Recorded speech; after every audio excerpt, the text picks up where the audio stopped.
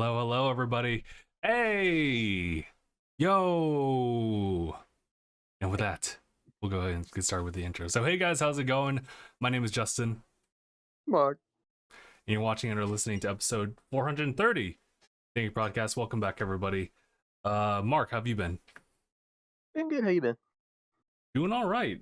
It's been a pretty chillax week as far as just on the personal life, but a lot of stuff just been happening this past week as far as games. This is also a week where the new seasonal anime is showing up, some returning ones. Shout out to Ibrahim, he's just jumped in. What else is going on? Games as well. Games, Pokemon, a slew of stuff. Yeah. But oh my god, where do we want to even get started? Mark, is there anything you want to kind of lead the conversation with, or as far as topics, is there anything you want to bring up to the forefront? I recently heard this just before the podcast started, probably almost an hour ago. Okay. Apparently, Crunchyroll has deleted Bleach from the service. Oh. Uh-oh. Do we know why that is, or is that I think we can take a guess. Oh, is it about the voice actors? What? That was something that happened. Why would it be the voice actors?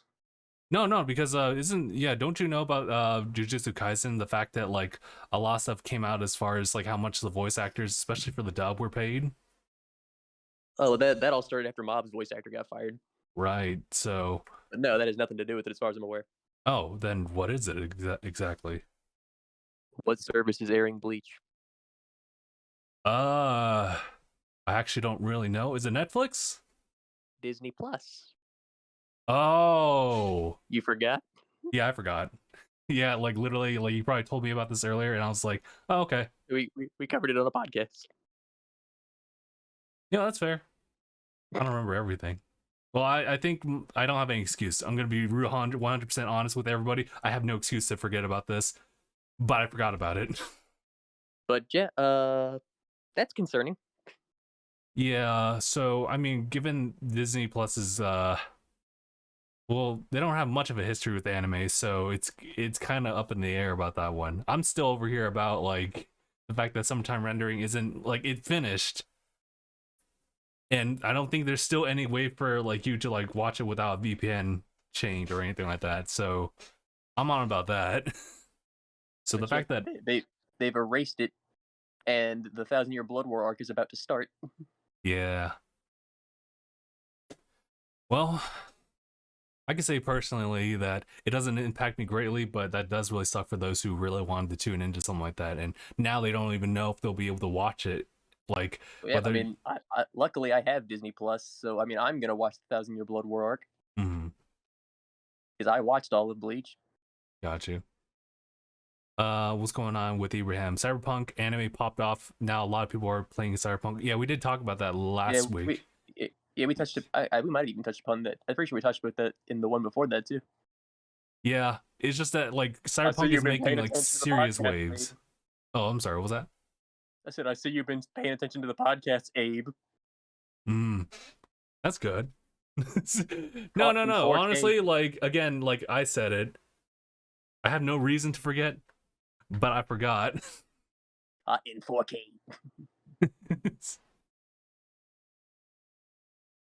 Yeah. Also, he said since when does Disney like anime? They're trying to reach into that department. They've been trying to branch into it. They've helped with I think the most they've done before was the Star Wars anime and the I believe years and years ago they've been helping Studio Ghibli publish their stuff. Yeah, I do remember that. Yeah, they're the ones who published that kind of stuff. So they've had a hand at that, and now they're really trying to get a grasp at that so they can further outreach to their audience, since Disney wants to literally grab everything too. So, but also, quick side note: I have watched about episodes 1 through 8 of the Cyberpunk series. I got 2 left, but it's been good. Very dark, but good. Yeah, okay. I still haven't. I should, but like I got derailed towards HBO Max. Long story short, one of our friends, Brian Whoop Whoop on Twitch, had a sponsorship with HBO Max, in which I signed up for to help him out. And I was like, you know what? I should probably check out like maybe Game of Thrones while I just have like at least a month of this. That's you're gonna have a lot of catching up to do It's a on lot of Game of catching up Thrones. to do. I was on episode 1. I still haven't finished it. I had Well, yeah, to they're like like an stop hour in long each. between. But man, dude, I my quick review, my initial first impression of like not even the full episode of season 1, episode 1. It is pretty dark. It is kind of depressing to an extent. And man, girl, when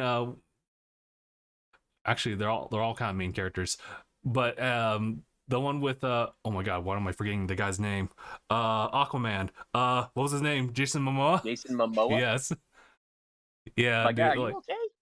he plays his role very well. But the girl that he's with in the show, she was tearing up. I was like, man, this ain't it. This ain't it.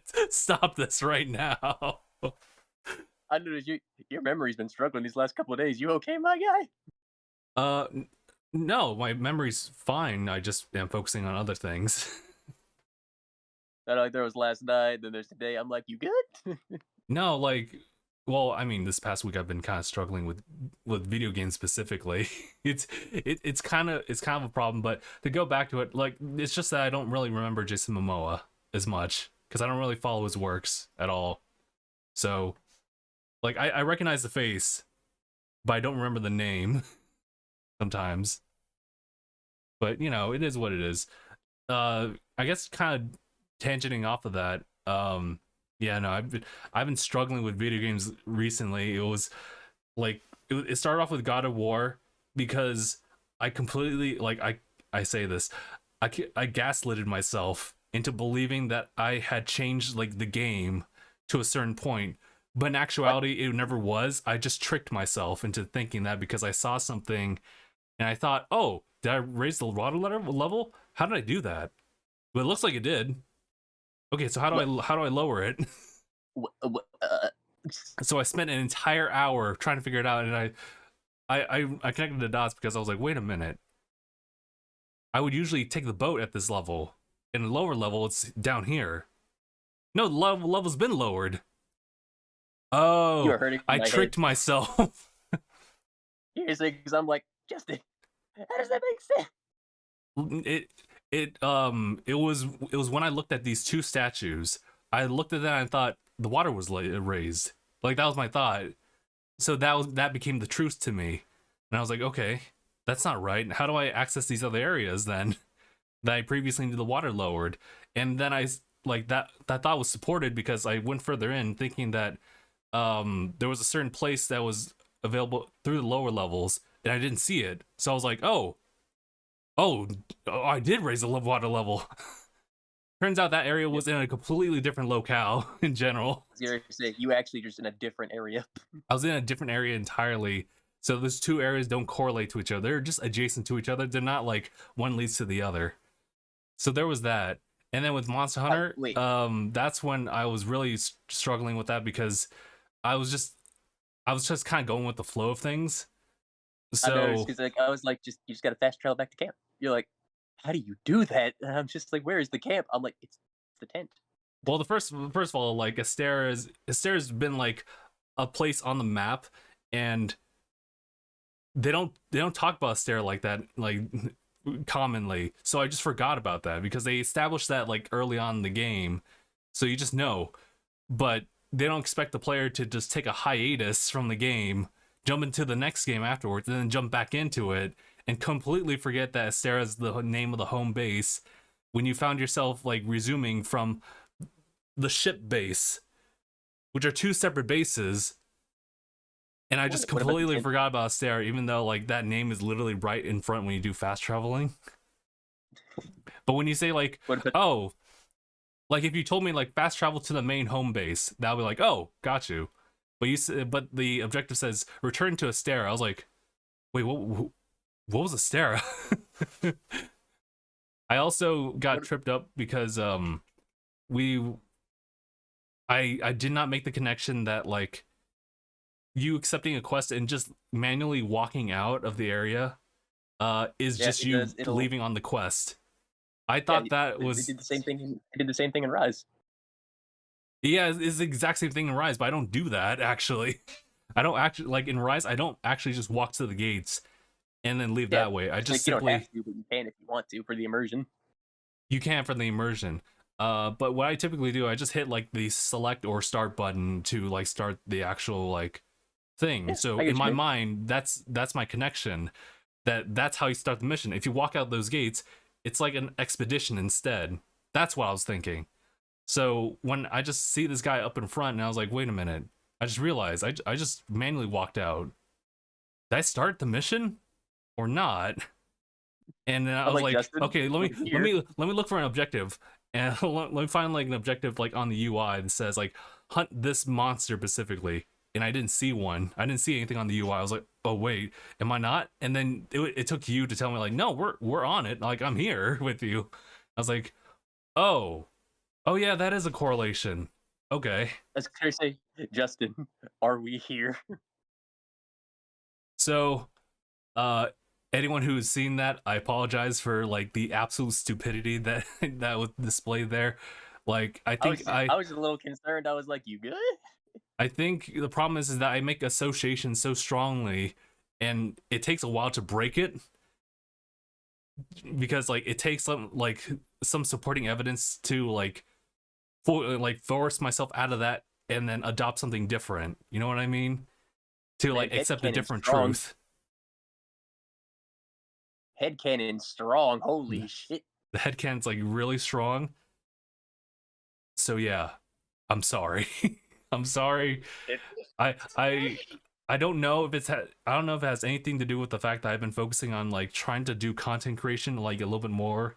So I just haven't really been like but I don't think that's even a valid excuse either because like those are all within the same like space of thinking relatively. So I don't know. Like Like, maybe it's okay. I just, like you don't gotta apologize. I just get that you were just a little off. I know, but I'm here to prove that I'm a gamer boy. I know my way I'm a around things. gamer. But I'm not now a like I'm fake gamer. slipping and everyone's catching me. They catch you lacking. They caught me lacking. So I mean, I'll just I don't even know. Like It's been rough. it's been rough. Yeah, it's been rough. Maybe like I think if I don't even there I don't nope there's no excuse. I have no excuse. So there it is. I I It's feel okay. We all understand. It's okay. do you though? Have you ever just I mean, I displayed get like it. a level of just ignorance and stupidity the same level as like I just team playing through Portal 2? Because that's what it felt like to me. And I don't want to be there. I don't want to be down there. No offense, I just I team, don't by the want to way. be there. But yeah, I didn't want to do that. You're okay. I hope so. I hope I can recover from this. I hope I'll never financially recover from this. I don't know if I can. My gaming reputation might have like taken a blow, but hopefully I can get it back. Oh my god, that I was mean, so. you just gotta stop and think and be like, wait a minute. Oh no, that's not right. The problem is that I don't want to. Well, I mean, this is only applying to like stream stuff. Otherwise, I would literally just stop everything and just like think about it. I have that mentality with streams where like I gotta keep going. I gotta do something. I can't just like sit there and just like think about it. Or how And deep in thought do you get? right, because it's just a lot of pausing. It's like a Like that's like YouTube some video. deep thought. Where, That's like some deep thought when you're just sitting there like boom. yeah, no, like I don't want to like put down the controller and be like, let me think about this. Starts inner monologue. Yeah, I don't know. That's something that's totally acceptable, but I just haven't like fully accepted for myself to do. That's entirely that's something to talk about, but like that would take up a lot of like the podcast already as it is. My guy's got it rough out here. I don't know what's going on. I'm not sure like why. Like I'm not sure why. What, Justin, why you like this? Like I don't understand. I don't know. I don't know. Sometimes sometimes the brain's just on autopilot. It is always on autopilot. Like I'll just kind of do things like, just for the sake of it and not really think it through. But yeah. Shoot, where do I go from that? I guess I could tell you one accomplishment. I did finish Outer Worlds, and that actually, yeah. So I mean, that wasn't. I didn't have any issues with that one. I admittedly was impatient though, because I played that game with a lot of engagement in the story and the characters, but by the time I got into the third world, Byzantine, I just stopped caring. I was like, I just want to finish. I want to finish this game so I can move on to the next one. All right. So you were enjoying it. You were very fully invested, and then you just lost your patience. Well, I had like a really good build to it where it's like, okay, I literally could just talk to anyone. I could persuade, I could lie, I could intimidate. I can't hack though, for the life of me. A lot of, and that's what really sucked. And I think that's what skill to have.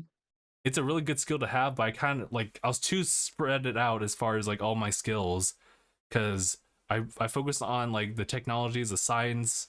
I worked a little bit with my companions on leadership stuff, just so they can like take hits and do more damage themselves, as well as buffing out like the long range weapon like area. And by that time, like I don't level up as quickly, so I don't really. But the fact is, I didn't really need to hack a lot or sneak a lot per se. But I think hacking would have helped me out in the sneaking portion of one place. It was in Byzantine, where I had to go into the core of everything and like steal like a certain something. It's heavily guarded. There's these restricted areas where the guards will like immediately get alerted by you the moment they see you, and they'll start attacking, no questions asked. And the only way you can do that is if you have probably one of those areas where it's like, if you see anybody who's not supposed to be here, shoot on sight. Yeah. Remember, it's on site. So what you end up doing is that you have to like obtain like an ID card that gets fitted with like this camo device that you have. It's not like the perfect solution, because after a bit of walking, the energy goes down, so you get exposed, and you have to like go through the whole persuasion and lying bit to recharge it and not get like caught immediately. I didn't have that ID, and I didn't like. I probably could have looked it up, but I just didn't. I saw a terminal that probably could like allow me to like hack into like the system and help me out, but I didn't have a hacking level high enough for that. So I was like, all right, well, why my hacking level is high. I was like, well, I can either do two things. I can either like go back and just level up a little bit so my hacking's higher, or to save on a lot of time, torch everyone with a flamethrower. And I picked the latter. You essentially just lost patience and unga bungaed your way through. I did. And it worked. That's not very like you to do. It's unlike my character, but I was like, you know what? That is like the opposite of what normally you would do. Yeah, I was just kind of impatient with it, but it worked, and I was actually happy I was able to go through this path and be allowed to do this kind of stuff. But know that at the end of the game, like there was other options. I should have like leveled up my persuasion like even higher than like the 50s. Like by the end of the game, like if you hit like lie and persuasion 80, then you're relatively good. You can literally like alter things to be a little bit more peaceful. But if you don't have those, you have to fight. And so, I mean, you're the guy who grinded the Ultima Blade before doing anything else in Final Fantasy 15. Well, it's different now because my only reason I'm like rushing through is because like there's like a whole backlog that I kind of want to go through, because like, you know, if I'm gonna finish a game, I want to enjoy it. Yeah, like that's my mentality too, but like then this backlog just keeps building up, and I'm like, there's a lot of the new games I really want to dive into. And granted, I'll sometimes give them priority, but given that like this backlog just never gets like any shorter, I kind of need to like push through this. So that's what I'm kind of going through. I'm still enjoying the game. It's just like in a different way, and I can still appreciate that aspect of it, because I could just take my time and play through all these games, but you know that I might end up not being able to like play the current like 2022 games, and therefore I can't give you guys like feedback on like what's the game of the year personally for you for 2022. Like, oh, why I think Outer Worlds has a place there. Like, bro, that was from 2019, bro. What? Not to say like there's no value in that, but he's got a very large backlog. It's a large backlog. I'm pretty sure there's other people who suffered just as much. But I finished through Outer Worlds. There isn't a new game plus, thank goodness, for me. Everything is like once you reach that final world, that's it. All the saving you do in that world, that has to be something separate because you can't like go back. DLC. There's DLC, but am I gonna do that? Fuck no. I'm not even interested in that. Not interested. But yeah, no. There's a lot, but you know, I would say that if there's any other games I'm like truly invested in that I really would like to like go through, then I will take the time for that one. But with Outer Worlds, I really loved. You were invested. I was invested, but I primarily loved like the leveling aspect of it. But I didn't want to go out of my way to do that when there's like a bunch of other like stuff in the backlog just hanging over my shoulder.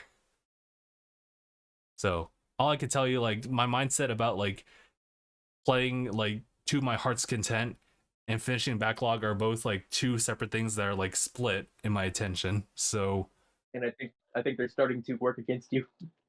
I think it's fine, personally for me. Are you sure? I mean, currently that sounds like it was working against you. I don't know, like because otherwise, like if I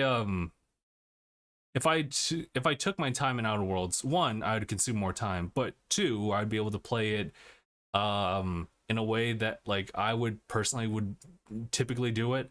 But because I was pushing myself with a time constraint, I was like, so I can't do this, so I have to kind of go through this way and see if I can actually do that, because if I did it my way, everything would be a lot easier. But if I push through, it becomes more of a challenge. Which at times I do like kind of like, although these days I go on normal difficulty nowadays just so I can get through. Yeah, like I always play story normal first time. Yeah.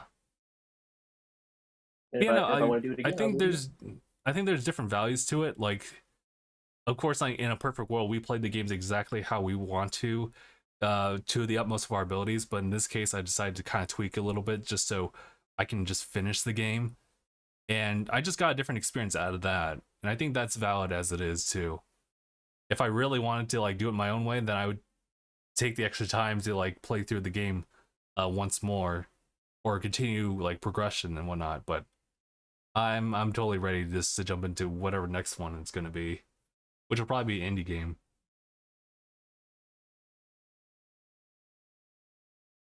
I think it's also that here's the thing. One of the reasons that I never have a backlog is A, I'm not the wealthiest, and B, I knock out all the new games that I want pretty much almost immediately, so that leaves me very free to go back and try older stuff. That's fair. That was definitely how it was back then for me and my brother. Granted, like we actually had like a limitation on like how many games we would get like per year. It wasn't like a fixed number, but it was one of those things where it's like, these games are coming out this year. Which are the ones that we really want to like get, especially around like Christmas time? Because of course we're pretty much guaranteed a game there. Maybe a few other games like in between, but it's usually not a lot of games that we'd be like getting as we were growing up. I don't think it was because, well, I mean, yeah, my dad was kind of strict there too, but it wasn't like we couldn't play video games. It was just simply the fact that like it was just kind of limited, you know. Mm-hmm. So I get what you mean. Yeah, so in that respect, we were able to play through like any game for as much as we'd like to, and there wasn't like a backlog per se. So now, like older and like having the money to afford like other games from the past, I have those, but I also do editing. I also have work, so it's like it's a very limited like window of time that I can do this, because like after this podcast I could be like, okay, let's play another game. Or I was like, wait, no, let's make some clips because we want to do some more short form content and whatnot. So I don't know, it's just it's a different plate of stuff. Mm-hmm. So that's kind of what I kind of go through these days. When you have too much content. Yeah, so that's why I'm just kind of like, that's probably why I don't play a lot of like games that don't really have like a sense of like a lack of a story, where it's like I guess what exactly Mindless is fun. like I can only give you battle royale as like kind of a genre that I don't really like play a lot of, because it's just like, oh well, I'm progressing in the game, just not like in a way that's like completing it. You don't feel a sense of achievement. I guess not, but I still have fun with That's it. what it It's just sounds. It that sounds like, like, yeah, but it just sounds like you lack the sense of achievement when doing stuff in a game that's not story based. yeah, I guess so, where there isn't like a Whereas there definitive are end to it. in a battle royale, there's still a sense of achievement in winning or in just doing some cool shit. Yeah, but then it's one of those things where it's like you gotta keep going, you gotta keep playing. I mean, you don't have to just constantly play. You can come back to it. Yeah, but like with that, you have to consistently go back to it, and I have like an issue with that. Like whether it be like something as simple as like a gacha game, whether it be Pokemon Go or Pokemon Unite or Genshin. Like Genshin has like an actual story to it, but like it's a live service game. I think that, yeah, that's probably how it is. Like live service games I do enjoy, but I would prefer like a game that actually has like a consistent, like relatively short in comparison story. So I mean, like you like Sea of Thieves. I do play Sea of Thieves, but as you can tell, I don't really revisit that a lot. And by like That's the thing, when I come back to it though, like I'm overwhelmed with like, oh my god, look at all this stuff. look at all Jesus this new content. Christ. Look at all this content. Look at all this content and all these things I gotta do. Well, I mean, I don't gotta do it, but it's like all these things I can do. And like, all right, let's have a session. Yeah, otherwise it's one of those things where it's like, eh. I think your problem is you've stockpiled too much and now you're overwhelmed. Oh yeah, no, that's a big problem too. I'm sorry, everybody, that this is like a first world problem podcast about a guy who can literally Not more like like this afford a lot of like games. first world problem. First world problem or not, this is your reality. Yeah. This is just So this is just your life. This is your life. It doesn't matter if it's a first world problem or not. Everyone's got problems despite what world you're in.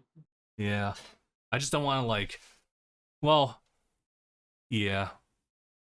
So I yeah, I'll just have to take that to word or to heart.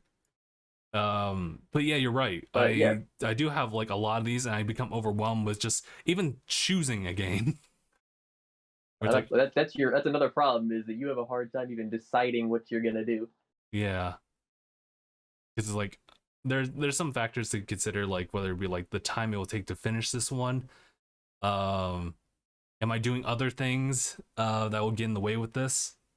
So I don't know. I think all this can be like taken care of if I really follow like a very concrete, like structured schedule, which I don't. And there's Like a I say, that's reason the why I other don't thing do is that. that, as you said, that's another thing is that there's always things happening, and you usually try to do something else rather than what you thought you were gonna do. Yeah, so I mean, like life happens. I also just like free time, like after work. So I try not to like enforce things on me, like going to work out like at the exact time that I need to, or sometimes like editing for a certain like window of time, or gaming for a specific window of time. Like everything's kind of just like up in the air after like work hours and whatnot, except for podcast stuff. That's actually like kind of structured, but as you can tell, like scheduling is pretty loose sometimes. Because usually it's at 1, and you said Spy Family, so 1:30. Yeah, no. So with Outer Worlds finished, I'm thinking about the next game like I want to like focus on. I don't have an answer to that yet, but we do have some pickups here.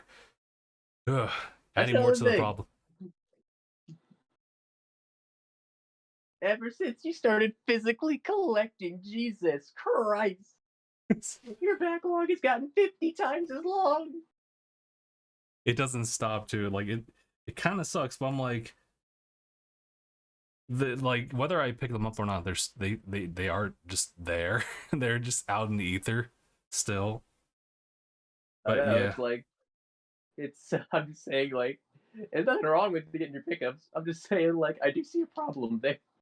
it's like you have a problem, you know the solution, but you're adding more to the problems. Yeah, no. What calls it? I'll just do this real quickly because now I'm just embarrassed to show it now.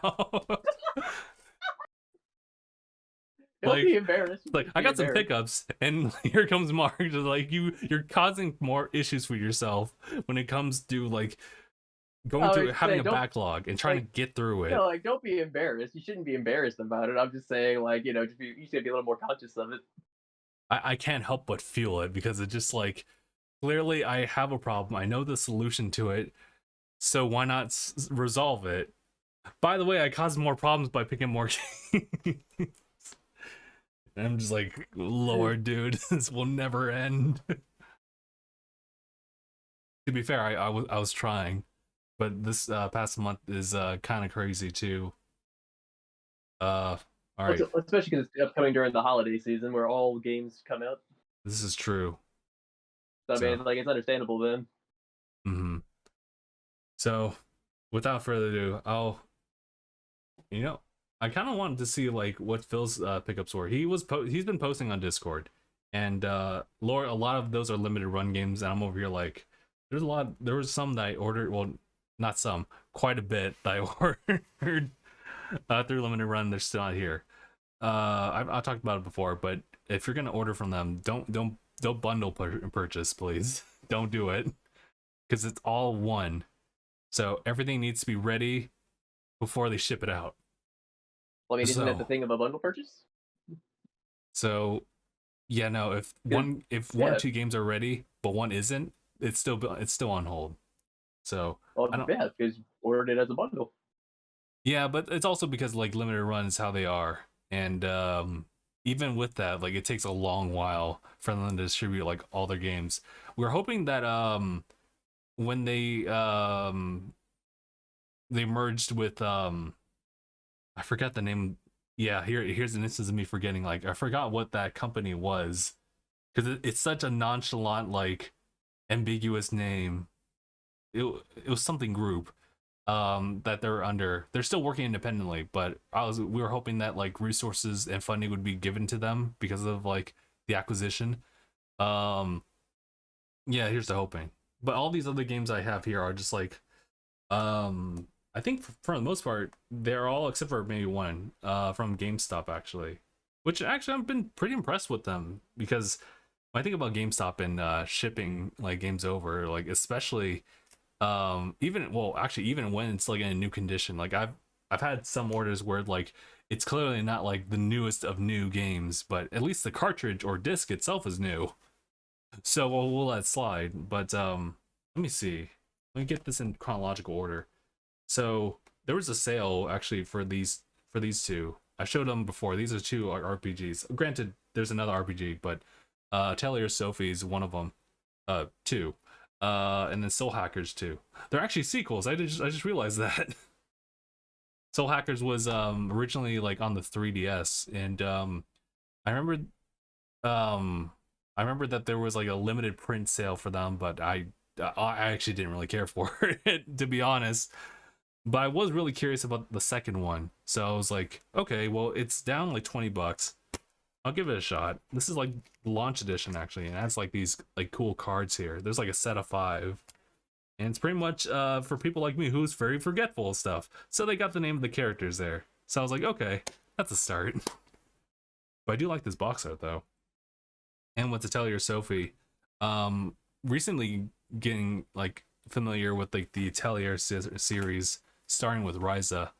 Um, but it's kind of weird because I wasn't so sure if I'd like get into the other series because I just kind of look at them. I'm like, I'm not sure this is for my Pacific demographic, or maybe it is, just in a like a subsection of like that demographic. But I mean, if the music and the gameplay is there, I'm in. So there's that. I mean, I'm all in. And then my god, Phil is also raving about this game. The Legend of Heroes series. This is Trails from Zero. This is one out of like 3 games coming out like in the near future. Or at least this one came out, and there's 2 other ones coming out. I think one of them's a sequel to this one, and then the third one's kind of like a spin-off of sorts, or maybe there's 3 additional games. I'm not sure, but reviews are in on this one. It's really good, and me eventually getting through the Legends of Heroes series, and it's in the same vein as me trying to get into the Tales of series. I'm looking forward to it. I've heard some really good things. And last but not least, what came out actually yesterday were physical copies of Bayonetta. I 100% understand that I already have this game, just like on the Xbox like platform. But this is one of those things where I literally caved because it was like, oh, it is limited, and I was like, it's a limited time item. I was like, yeah, it's one of those things where like an entrepreneur will literally tell you like, this is the last time you'll get it. That's how they get you. What you gonna do? And I'm like, that's how they get you. And this is me waking up with like a 9:30 a.m. energy, and I was like, all right. But now I look at the cover, I'm like, for Bayonetta, absolutely.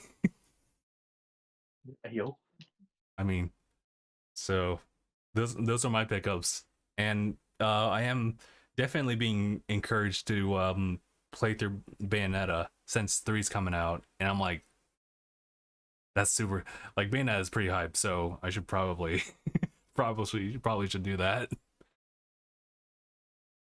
I was just wondering why you decided to play through all the Tales games when like Arise is coming out, so you thought you would play the rest of them all in preparation for Arise, but I was like, you technically don't have to because it's one of those games where you don't have to play the rest in order to play it. Yeah, no, I get you, and like honestly, there are examples where I have just played through games and I'm like, I don't really need to play through like the older ones per se.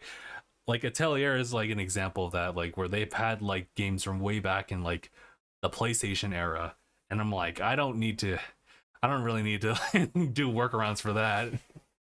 But I think it's a case by case. Typically I think I would just like to play through like the other games as well, but that'd be nice. That would be nice. But hold on, give me a second. Okay, all right. Yeah, no. In this case, it's just like I don't really need to. But with the Tales series, I think I was like pretty keen on that. Also, I was kind of following this idea of the marathon of gaming and just doing marathons, and I can't do that. I've learned very quickly that I can't do marathons, not with my current schedule. No, because I know that in the past we would do that, and I know that Phil does that a lot with like a lot of his games, and I think that's super cool.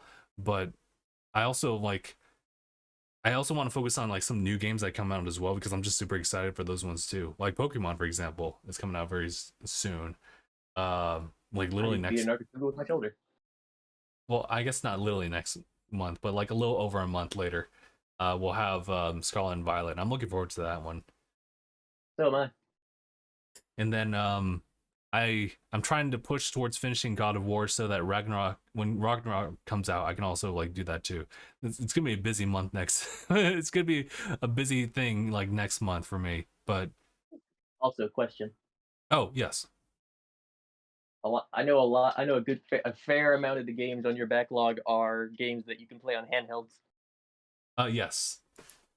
Because primarily a lot of it's like Switch. Have you not been trying to knock those out during work? No. I'm actually being a good boy about that.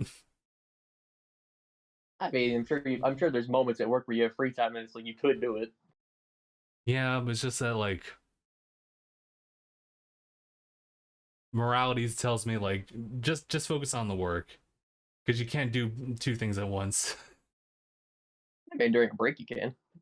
Like I know that Phil does that. I can't do that. I can't sit down and play for like 15 minutes. Like that does not sit right with me. Like What about it's wrong?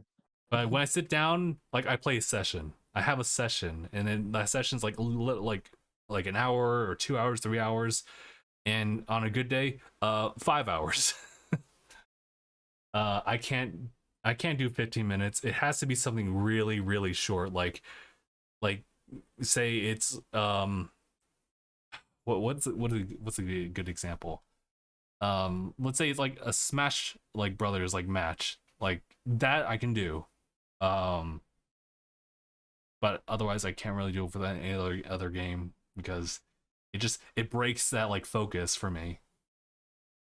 But you see that Phil doesn't have an enormous backlog. I know that. It's just like that something like that doesn't really sit right with me. Just to do it like that because there's 15 minutes can go by like extremely fast, and you can get a little bit done like in 15 minutes, or you can get very little to nothing at all. And depending on how fast you are, you can get a lot done in 15 minutes. I mean, like, maybe not for RPGs or anything like that. That's not like my excuse there, but it's just like I just nope. That's a hurdle I'm pretty sure I could get past. I just don't know if I will. Shoot, what was I gonna do? Oh yeah, I was gonna check out the backlog actually. Let's get an actual tally count. Let's see how it is right now. Okay.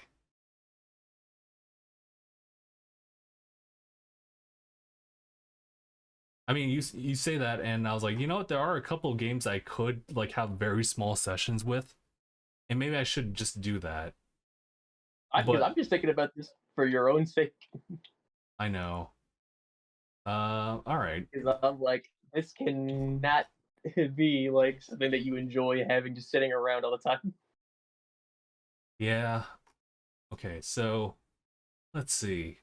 So I have games listed from 2022 right now, and there's games that get carried over because they're not like complete in the backlog, but those that get finished will just be dropped off. So thankfully, Just go on the shelf. yeah. So let me show you guys the games that I finished like as of like this year. So there's Elden Ring. That was actually a really good one. In which like very good game. yeah, it was real. It was a lot of fun. In which I actually finished it within like within the month after the release. So I was like, okay, Which is cool. rare for you. It's like the game itself is pretty short, but I definitely took my time with that one too. Because you were enjoying it. Yeah, I was really enjoying that one. So I finished that one in April 3rd, on April 3rd. So got that done. Greek was a very very short game. It just took me a while to actually like get through it. Greek is a platformer, which you will eventually control three characters at the same time, and you have to like kind of swap between them. But I did like that. I finished that in July of this year. I actually did finish Kirby in the Forgotten Land. I only finished the main story though. I'm pretty sure I could have like played through like the post game stuff. It's just that mindset of like finishing the games that like has stopped me from doing that. I still enjoyed it though, but it's one of those things where it's like I think I would like to just jump back into that and finish the rest of it. Yeah, I finished that in April as well. Oh my god, that was probably like a couple days after Elden Ring as well. I just finished the Outer Worlds. This is all chronological order. As far as alpha, and I just finished that like literally last night. Pokemon Legends Arceus, that was finished up in March. That was good. Sonic Colors Ultimate. All those in decent time. Yeah, Sonic Colors Ultimate was one that like I bought like literally a whole year ago, and I was like, I do want to play through this game, but I've also been kind of deterred because I know that like after the reviews came in, like people weren't really liking this version of the game, and I can understand why. I had my own gripes about the game, but like after a while, like I kind of got into the flow of it, so I got that finished. You learn to try it for yourself Sure. because the reviews were deterring you, like, oh, maybe I shouldn't play it. Yeah, I was like, there's a bunch of other things too, so I'm not sure. But then I didn't finish it. I did actually like it. I'm not sure if I would say like that's my favorite Sonic game, but I would say like as far as the controls, it's totally fine. Um, the next one I finished was Tales of Vesperia Definitive Edition. This was again like one of those things where like I completed the main like story, and I was good. I'm sorry, what was that, Mark? Wait, did you finish this, Barry? I did. I could have swore you never finished it. I did. I think you finished Tales of Symphonia. I finished Tales of Symphonia, and then soon after that, I tried to pick up like Tales of Vesperia. There was a big hiatus for that one, and I went back and like did it more, and I finished it in May. And from there, I kind of like put a huge stop because I was focusing on Pokemon. I was focusing on other stuff. So Tales of Zestiria would be next after that, but for now, Tales of Vesperia has been finished as of May. Just the main story. There's some post-content stuff. What is Tales of this? What is Tales of Zestiria on? It's on PlayStation 4. It was the first. Wow. Yeah, it was the first of the Tales series on PlayStation 4 specifically. And then Berseria is after that, also on PlayStation 4 only. Or Arise sitting on that shelf gathering. And then yeah, Arise is like Xbox, and that's like the most recent one. And then the last thing that's finished is TMNT Shredder's Revenge. That's the more recent beat 'em up, and that was literally a whole day. We finished it in a whole day thanks to Phil. I finished it in less than a day. Yeah, it was less than a day. So like he had the stream. It was myself, him, Kat was there. Oh yeah, I think that was spread the whole week meme. Yeah, just because I wanted to sleep. That's fair. No, like to me that's fair. Kat has other like prerequisites. But yeah, no, those are the only games I've finished like this past year. Oh my god. There's I'll list them all. As far as all the games listed on the backlog, I'll tell you a whole total, including the ones I finished, goes up to line 96. I'm sorry, did you say 96? It goes up to 96. Justin, you have a problem. Granted, some of them like I don't really need to because I've like they're games that like I picked up that played before. They're just ported over to the Switch or like whatever, and I just simply have them there. So Justin, before you started collecting physically, we counted your backlog at 20. Yeah. Your backlog was 20 before. Yeah, no, 2021 was a crazy year. What the fuck did you do? I went back and picked up games. I also just picked up games I was like kind of interested in too.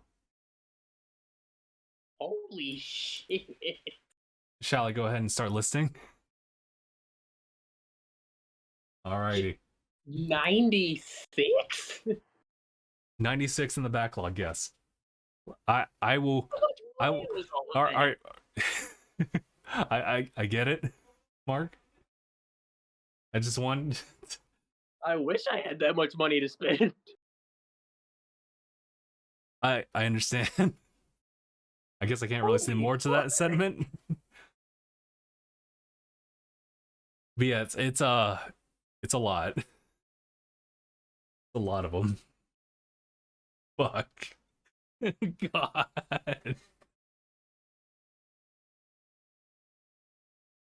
Them's is some ranked numbers right there. Holy fuck. Okay. All right, here we go. Rapid fire.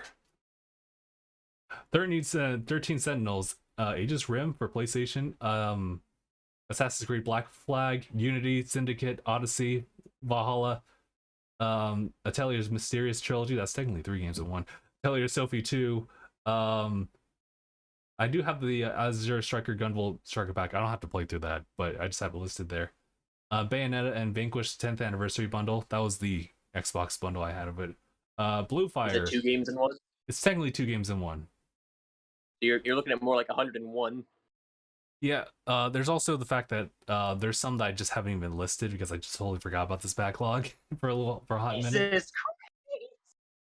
Blue Fire, Bravely Default 2, Carry On, Cat Quest 1 and 2. I'm not sure about that. I think I just kind of like that as like a nice bundle. Code Vein, Crosscode, Dead Cells, Demon Souls, Death Stranding, my version of that. Digimon Story, Cyber Sleuth Complete Edition, Dragon's Dogma, Dragon Quest 11, Eastward. You know, I don't need to include Fallout 76. I just have that there. Fire Emblem Warriors, Gears Tactics, God of War 3, God of War 2018. We're working on that one. Godfall. Okay, let's not include the ones I've completed. Greedfall, Gunvolt Chronicles, Halo 5's campaign, Halo 5 Infinite's campaign, Immortals, Phoenix Rising, Kingdom Hearts all in one package. That, let's not talk about that. Melody of Memory, let's also not talk about that one. Monster Hunter Stories 2, and I guess 1, I should add that one later. Nier Automata, Nier Replicant, Ni no Kuni's 1 and 2, No More Heroes 1, 2, 3, and also Traffic Strikes Back.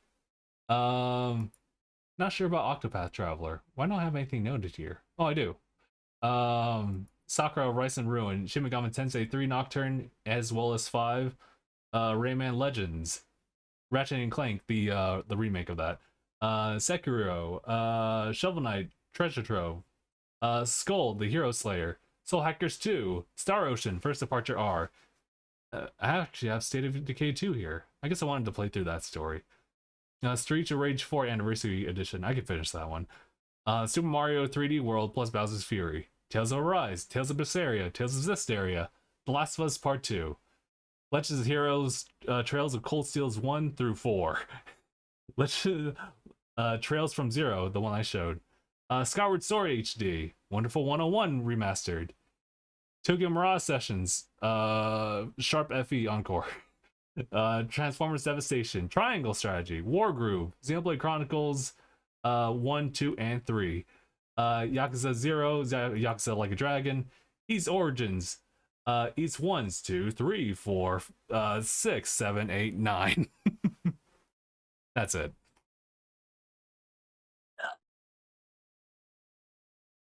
So there you have it. That's not all of them, but that's a fair number. Holy fuck! It's a lot. It's just a little bit. I just gotta suffer. I think you might have gone a bit overboard. I think I may have. Yes. It's a lot. I'm happy about the collection, believe me. I'm also like stressing over the fact that like there's so many. There's so many. I think I don't even know where to begin. How to even fit that all. Just I guess a little bit like at a time, honestly. You've put yourself in front of an immovable mountain. I can climb it. It just takes a while. But you're constantly adding new height to the mountain. I'm also adding more because the games just keep coming out, and my interest always still like is peaked for those.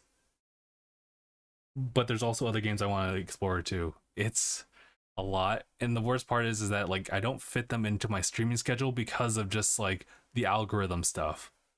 And maybe, just maybe, I should just do something where it's like, maybe I should make an entirely separate channel just for backlog stuff that don't really adhere to like DangIT Productions. They don't adhere to DangIT streaming stuff in general, but it's just my backlog. Mm. Look in the Discord. All right, I'm looking at the Discord. I'm. Oh, sorry. I think that's the wrong one. That's the one with Basil Geese.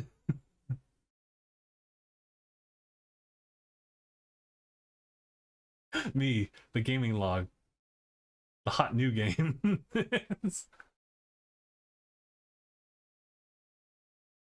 That is me.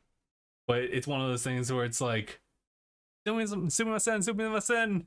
Do you want to come in? No, too expensive. We got H cups. H cups? Come this right, right away. Or this. This actually seems to fit very well. Oh, this is tackling directly here. Getting a new game as a kid. I have a new game. I must play it right now as an adult.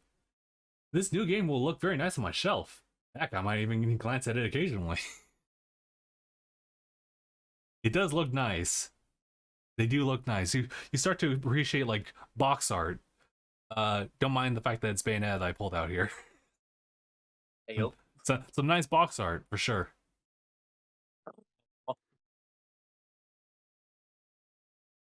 Yeah, no, like no. We play through this game. It's just very slowly. Just very slowly. But yeah, no. You know what? Goodness gracious. You know what? I didn't know you'd increased your backlog by 70. Yeah, I looked at my shelf. The fact that I had to upgrade it, like when I was playing through, I think Final Fantasy VII Remake, I had the smaller shelf, and I looked back at that, and I noticed that like this is all combined. This is all the physical copies I had, like just like from here. And then like looking a whole year later, I look at it, I'm like, wow, Jesus. You're like, when did I buy this many games? When did I have a phase of just like picking up so many like I know exactly when it started. it happened when Phil came and he was like Yeah. Phil passed his Philisms and I was like I just been filled in. As soon as like I love Phil, he's great. But as soon as he introduced to you the aspect of physical collecting, holy fuck. I can't like I do want to blame him on that. It's like it's not really his fault, but he did introduce you to it. Yeah, he didn't introduce me in the sense that like, you know, there's a whole like thing of preservation. And you know, I don't really like part of me doesn't really care about like passing it down because it is a lot, Jesus. But You're saying, man, you got like a GameStop worth in there. Holy shit.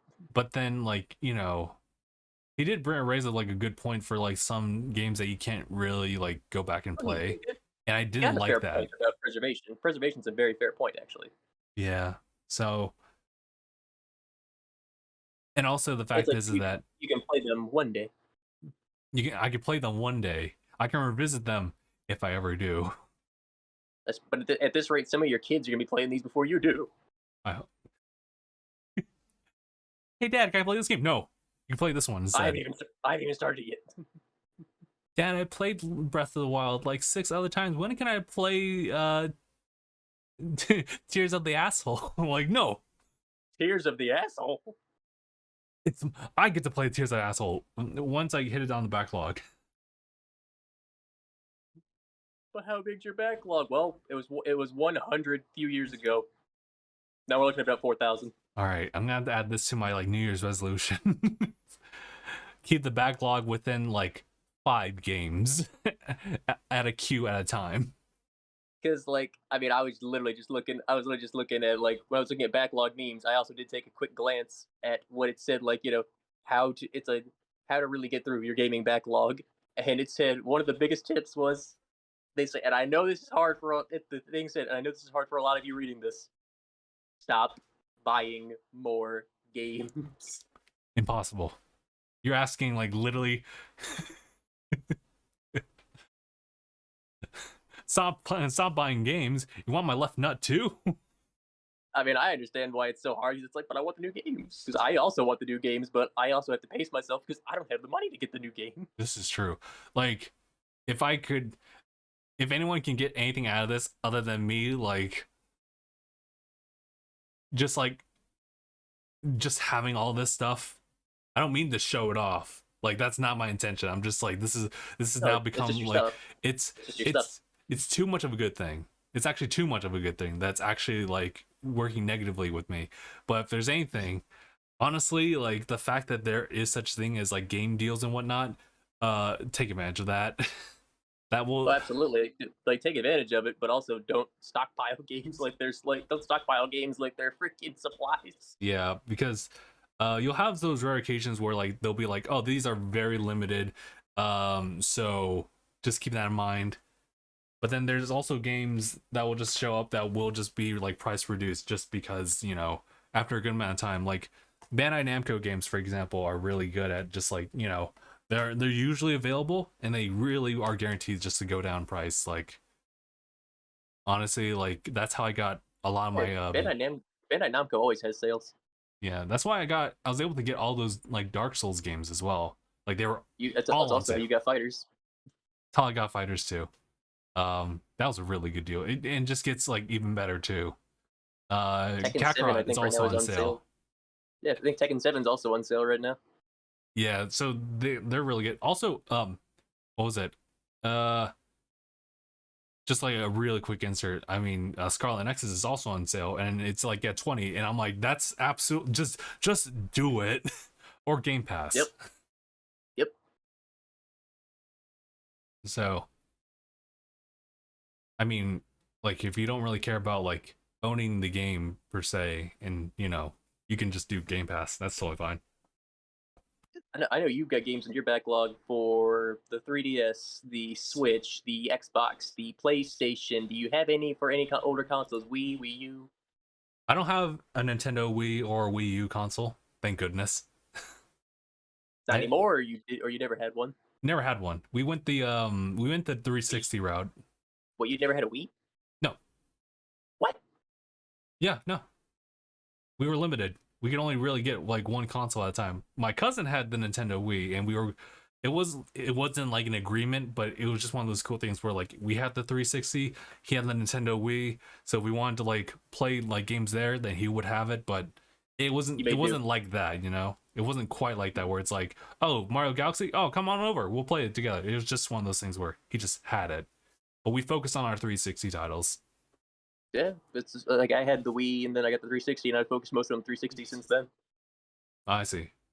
So yeah, no, it was one of those things where I'm pretty sure it wasn't like enforced or anything like that, but we really just picked like only one of like those three like main consoles at the time. Yeah, because me and my brother, we had a lot. Like we had the original PlayStation, PlayStation 2, the original Xbox. We had a 64 for a while, then we got a GameCube. Then we had he got a 360. We had the Wii, and then I got my own 360. He also got a PS3 with some extra money, I see. and then we both got the Xbox One. Both Then of we you. both Damn. Yep, and then he got a Switch, and I got a Switch, and my sister got a Switch, Nice, nice. and yeah, that's what we have for right now. None of us have a PlayStation. Like I would like to get a PS5, but I don't have one. Mm-hmm. Hmm. Well, you know what? Oh, sorry. I was just thinking actually about like my like backlog of or like my I guess the catalog of game consoles back in the time. I've already said it before. My brother and I got Game Boys. We both got Game Boy Advances. Yeah, I had a Game Previous, Boy Advance. yeah, it was goated, but we actually didn't get a lot of games. Really? Yeah, we never did. Like we only got like two or three. It was Sonic Advance, and it was Super Mario Brothers. Or Super, which one? Super Mario Land? Yeah, I think. Yeah. And I'm assuming Pokemon. Uh, actually, no, If we you didn't. say for a second you had a Game Boy Advance but never had a Pokemon game, I cannot I, believe what I'm hearing. I, we didn't actually. Cannot believe what I'm hearing. We my brother, That's or no, wild. sorry, my cousin had Pokemon Ruby, and at the I had time Ruby. I was able to play through Sapphire, but I couldn't tell you any more details beyond that. What? I couldn't tell you anything else about that experience of how. Because you don't remember. Not because I don't remember. It's just, as far as like physical games, it was just Sonic Advance, Super Mario Super Mario Land, I think. And then I Oh, I think my think I know brother what you picked up mean. like my brother just got like Street Fighter like Alpha for like Game Boy As soon Advance. as you said you can't say it, I was like, oh, that's what you mean. So I played like a couple of like Game Boy Advance games, but yeah. Um but I also otherwise we played some we Game never Boy really Advance owned a games lot of.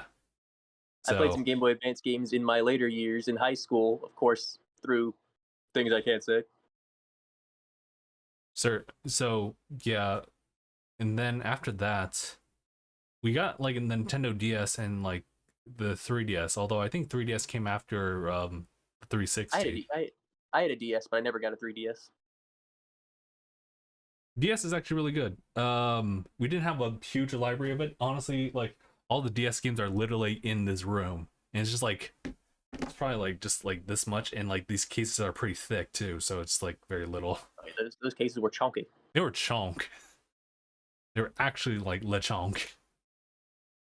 And Not as thick as Nintendo 64 cases, though. probably, yeah, probably not. Those were thick.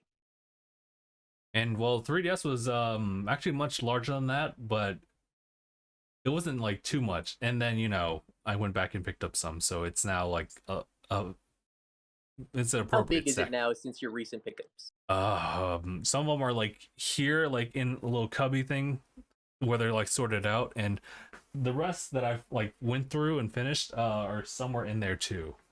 Um, So that collection has grown significantly. it's grown.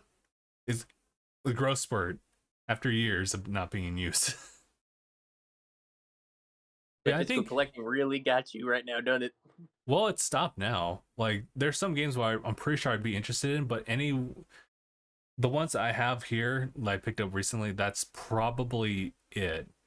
And then like I'm gonna just simply accept the fact that this is kind of like a more recent revelation. It's just that, well, I shouldn't say revelation, but if there's some 3DS games that like that I would want to get later on, granted, I probably have to make a decision soon. I don't think there's anything else I'm like really interested in 3DS. So if there's anything else last minute before, you won't be able to buy anything. It'll probably just be a digital, because that was initially my plan the entire time when I transitioned from like physical to like digital stuff.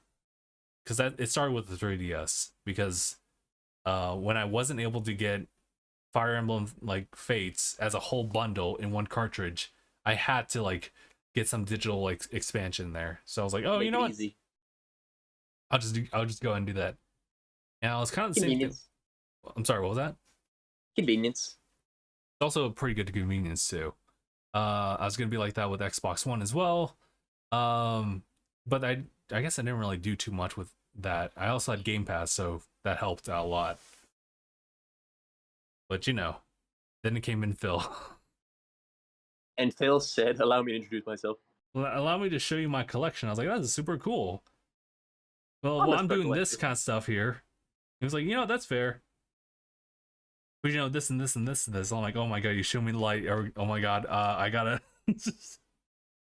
And now he's created a monster. No, don't call me a monster. Kidding. I'm kidding. How dare you? How dare you? No. It is a problem. We'll go through. I did. Oh, what was it? Have you seen Scott the Waz's opinion about like double games? He went ham on Fire Emblem Fates, bruh. Okay, I'll have to take a look at that. Thank you, The Abraham. great and powerful Waz. Scott the Waz, dude. Now there's a guy right there who's been grinding out on YouTube and truly deserves to be where he is right now. See when you say Wozniak, Scott Wozniak. Oh, not Wozniak.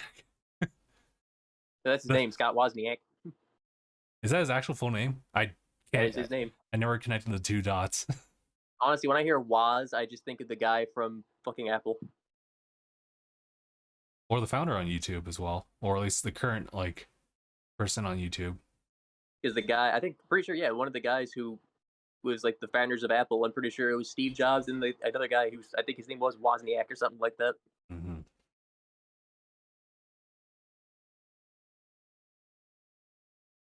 Yeah, Steve Wozniak. Okay. Yeah, he co-founded Apple. Yeah, that's actually I had no idea where I wanted to go from there. So yeah, a lot. Also, out of all the Fire Emblem games, says Ibrahim, which one was the most awkward? Is that a question? Or you know what? Yeah, I think he means that by Fire Emblem Fates. He went ham on Fire Emblem Fates. Also, out of all the Fire Emblem games, which one? Actually, no, that's a question. Which one's the most awkward? Morality wise, it probably is Fates. Because you played all of them. Because we're talking about like siblings, right? Like by blood and by adoption rights. So it's kind of weird that even by the end of the game, awkward that he was talking about. Well, I only assume that like. Yeah, no, he was talking about Fire Emblem Fates. Yeah, Camilla's not your sister. True. It's true. By the end of the game, none of them are actually like your family by blood or by, well, I mean, they're family as far as just like being with them. But the actual person who's remotely related to you by blood is I don't want to mess up her name. I think it's Azura. I could like, let me just double check that. It's been a hot minute since I even like mentioned her name at all. Or talked I figured about. He meant awkward in how it plays. It's not Aqua, but yeah. Yeah, no, I don't. I think awkward, just generally speaking, and I think all the games are just totally fine. If there's anything that's kind of awkward as far as the gameplay, it's Fire Emblem Echoes, Shadows of Valentia, because it almost plays exactly how it would typically be, like as far as a hybrid of like the current mechanics versus like how it was back then. But the weird thing is that the maps in Echoes are like expansively wide with negative zones everywhere. There's no real like terrain like stuff that is to your advantage, or moreover, it's all disadvantages. There's no weapons triangle in that game. They double back on like no pair up, and going forward there were no pair ups. I would say on a visual side of things, I think Three Houses is also like, it's pretty awkward because the visual fidelity there is not really there.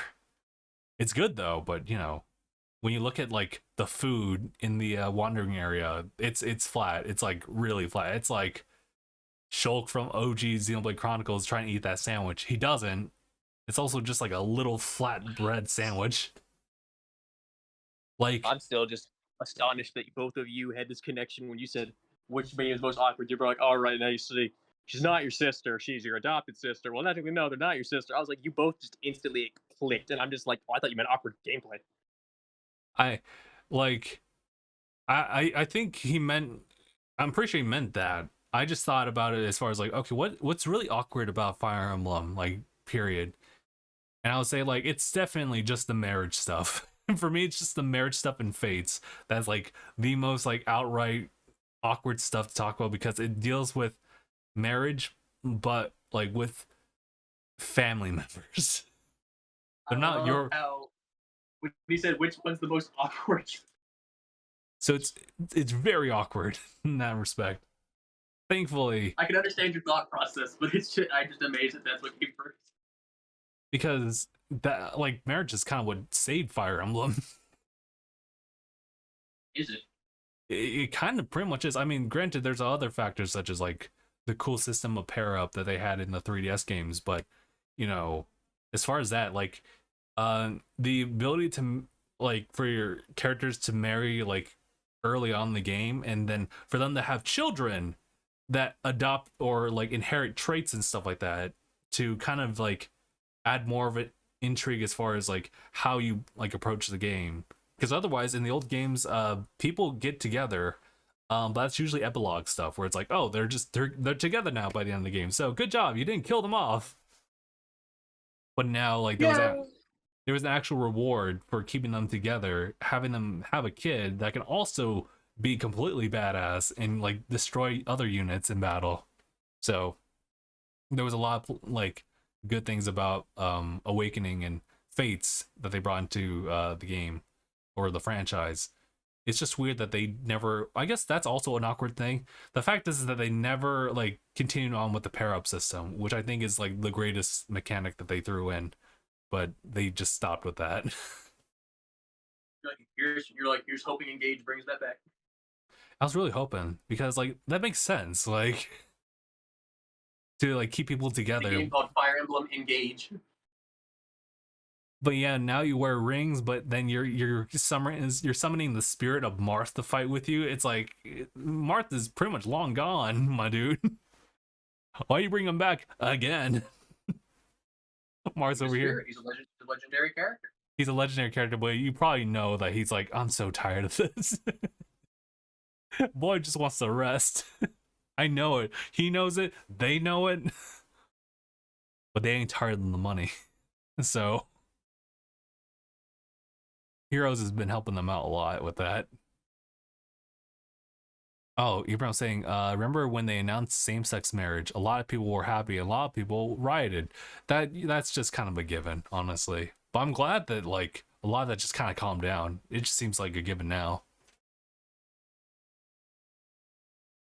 Yeah, I think the only it's probably because it came in an era where some people, it's natural to most people, but it also came in an era where a lot of companies are forcing that kind of thing.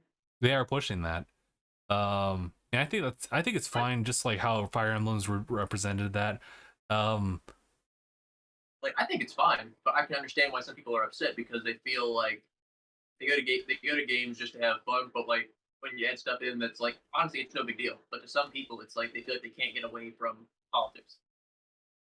Yeah, like honestly, like if we can like just kind of sit at that low podium for like a hot second, it's unfortunate because like this day and age, like if you try to incorporate something like that, it can't help but like feel like it's in response to just natural world stuff that's been building up, and people can't help but attribute that change because of that.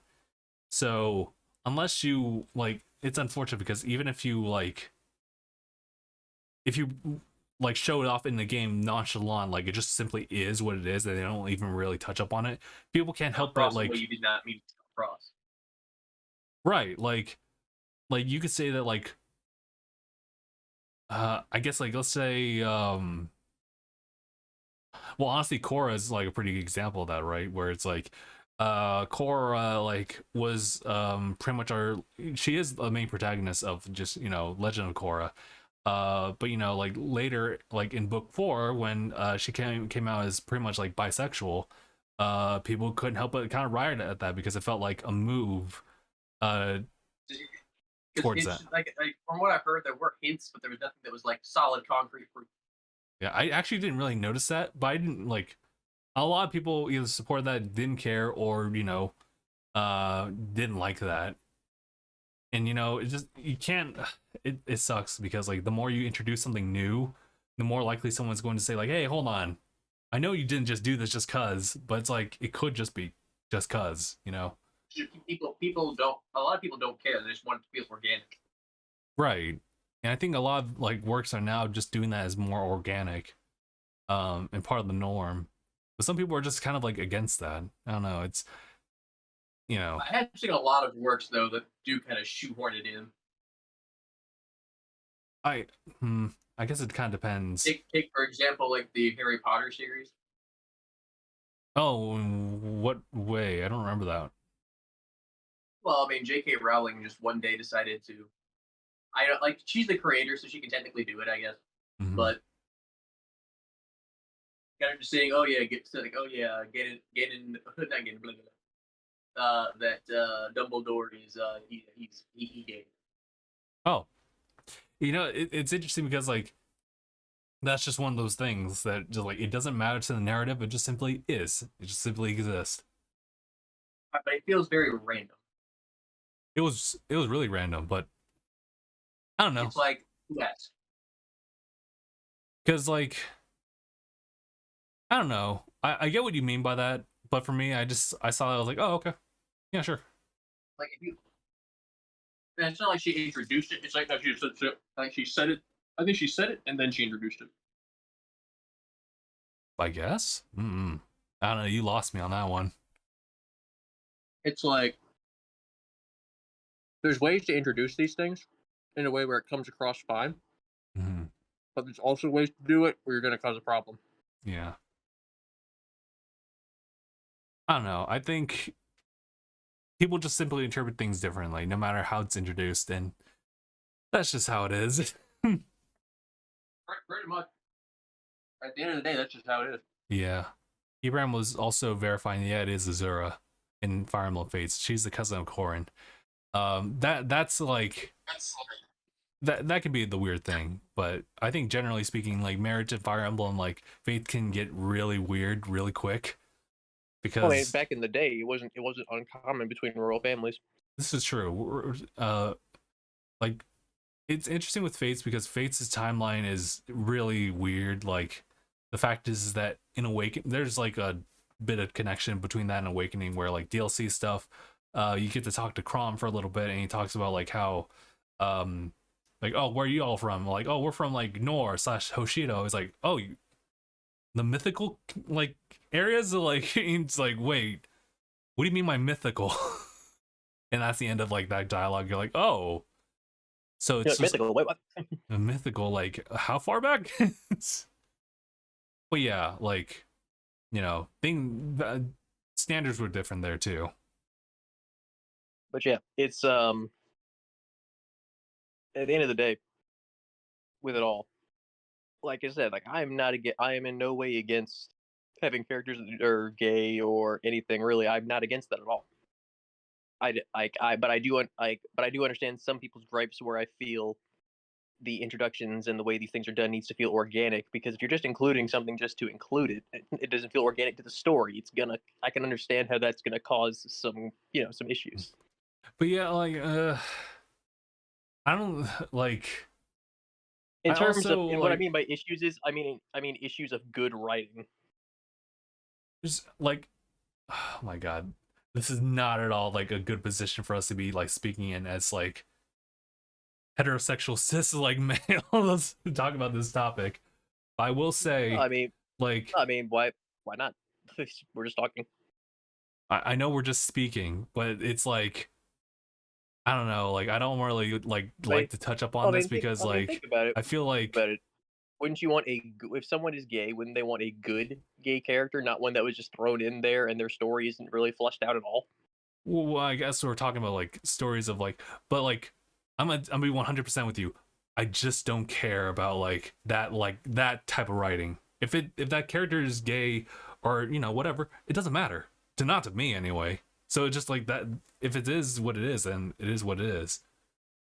That's all I could really. Yeah. I guess that's all I could really say. Like on my stance on it. It's just I feel the same way, but I'm just saying. Like I feel the same way. If they're gay, okay, that's fine. Yeah, like you'd have to like describe to me, and please don't describe it to me, like how you would perceive it as kind of like random, If they're gay, shoot in, quote unquote. If they've essentially been introduced into the story just to be gay. Oh, just to be gay. Oh, like they're just like they're just the archetype. That's like they're this archetype here and there, because a lot of stories just have that. They were put in just to be the gay representation. That is it. I kind of see what you're getting at with that, and I guess to be fair, like there are other ways to kind of like have characters be relatable or to show diversity in different ways. And it just so happens that like a lot of like stories will just simply have character archetypes, and it doesn't have to be like the gay character. It can also be like the super macho masculine male persona of a character, or the or the timid shy dainty, character, or the dainty girly girl female character, the girly, or the jovial like type of like individual. They just have all these archetypes across the board, just like to flesh out the characters. But you know, I think variety in like writing is just as diverse, and I think all are kind of valid. But I guess if we want like a very rich like foundation for all these different characters, then sure, then they should be written like a little bit better. But there are still short stories out there that have archetypes just for the sake of having that level of diversity, just for having it, I think. Yeah, that's what I'm saying. So I'm like, that's my main point, is that I don't have an issue with diversity at all. I think diversity is a good thing. I just think that if you're going to, I think forcing diversity into something just for this, and by putting in a character, you introduce a character for diversity simply to be diverse, then I feel like you're doing the character a disservice. Well, I mean, I don't want to say this, but that is your perspective on it. I don't think that's a disservice to the No, because I think, character. That just is the well, it's a character. disservice if the character's been introduced that way. What I mean by that is, I'm not saying the character is bad. I'm just saying you've done the character a disservice by introducing them solely as that and not more as the character itself. You literally just introduced them as, "Hi, I'm gay." I get what you mean, but at the same time, like this seems very specific too. So, like, No, it's just an I just example. like hold on. Let's take a step back here. How do we even get to this topic? I wish I could tell you. I don't remember. Like, why are we talking about this? I can't remember. I'm a default. I'm gonna defer it to like Ibrahim. Fortnite default dance. Also, I thought this is from Ibrahim. I also thought in the game where Marth was he was married. Sorry, this is weird. I thought the game where Marth was in, he married his sister when Sheeta was in another kingdom. I could not tell you the lore. I know that like the head canon or the main shipping is just Marth and Sheeta, and that's it. I know Marth has a sister, but you know that's just their relationship. That's why I know about it. I wish I could tell you all about how we got into this whole like conversation about story like development and character development in the sense of like their identities. um I we could probably spend so much time debating it, but I feel like But I don't feel like I'm debating. we I'm can just only talking. provide our own perspective, and I think that to like fully enrich like this type of like let me finish to fully enrich like this type of discourse, this type of discussion, we need we need a diverse cast to talk about that. Maybe not need, but Well, it's advised. I mean, I was going to say, like, because I mean, technically anyone can have a conversation. Yeah. Like, I'm not claiming to be 1,000% right. I'm not claiming to be 1,000% wrong. I'm just talking. Yeah. I Yeah. say I don't see it as a debate. I just see it as a discussion. Or yeah. I mean, like, I'm at a point like I'm completely transparent. I don't even know how we got to this conversation. I don't like why? Why are we talking about this? I wish I could tell you, but I have also forgot. Okay. So, I mean, just to like put it in a ribbon, all I can say is that like I'm totally fine. I'm personally okay with it. I understand that there is a push there should be a call to like do better like development for characters, especially for those who align specifically to those folks, because that's important. Like I said, I'm okay with those characters. I don't give a shit. All I'm just saying is I But think you're that, also saying yeah. that they could have done better with that, and I get that too. Yeah, because if you just, that's what I'm saying. If you introduce this character just to represent this people, but you don't flesh that character out, it just feels lazy. I guess so, but I also think that it's Like just that's if based I on was the to writer introduce, too. like if I was to introduce you as, hi, this is the Asian man, Oh, hi. and then I I'm just, very Asian. Yes, yes. then how would you view that? Lazy? I would, yeah, I mean, like, when you make it specifically like that, then it's like, I don't really know. That's what I'm just saying. Like, I understand that, but I understand the other perspectives on it. Like, don't get me wrong. I don't. It's not like I don't understand what you're saying. I do. I I'm just think. saying that. From a, Oh, I'm go just ahead. saying from a certain view. I'm just saying from a certain viewpoint that I get what other people are saying when they have issues with it. Okay, if we're gonna dig further into this, um, I We don't mean, have to. We can stop there. I guess, but like now because you talk about Asian like characters and they're just simply introduced as the Asian. I think And that that has and that's that was done a specifically lot in like older media.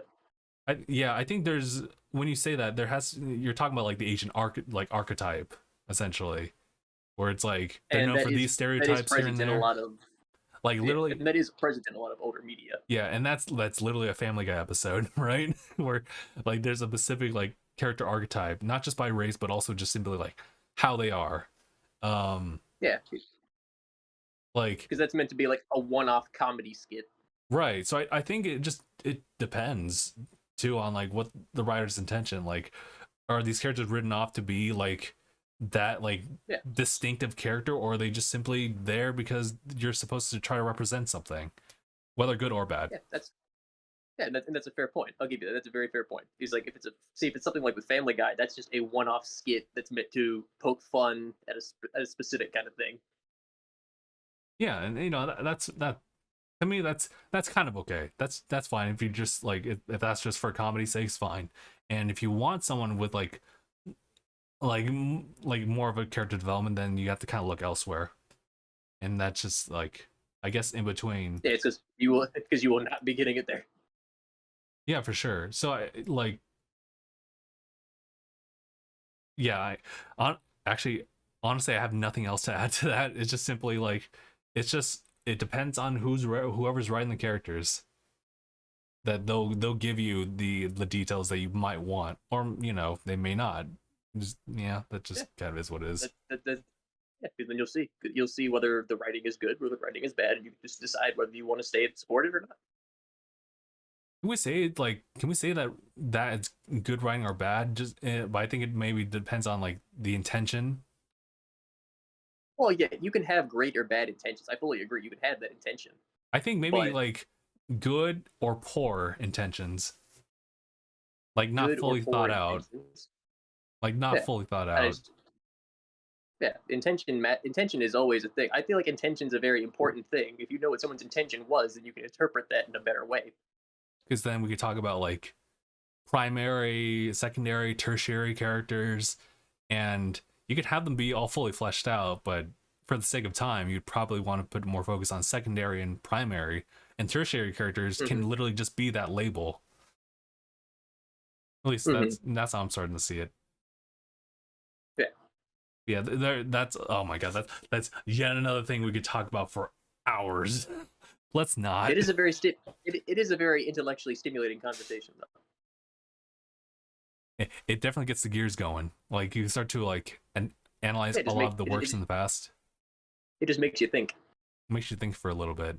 It was not what I expected though to like have as a conversation here. Not a bad thing, It but is just it, is, like that was it just does give your brain it just gives your brain a little jumping jack real quick. guess so. The only problem Oh, is it's because that it's like because that's the thing. I like to talk about all kinds of things, whether it be media like we usually do, or even those kind of topics. I do like to talk about those things. I guess that's fair. I don't know Just because that I was just like just it was talking. just so random to me and like after a while like it's like it's like when you have a dream and you don't have any ability to lucid dream, so you don't have no control. You never question yourself in the dream as to what you're doing until you become like lucid dreaming. Until you're actually like cognizant of it. So you're like, oh shit, what's happening? What we had just now was like me kind of dreaming and just simply walking this path.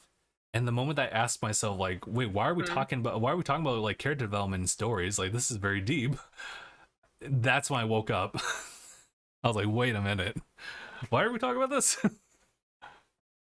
And you didn't know either, so we're both dreaming right now. We were talking about Fire Emblem real quick, and we're talking about like the characters and how like it started with like that awkward thing where it's like I think the awkward thing about Fire Emblem might be just like the marriages stuff.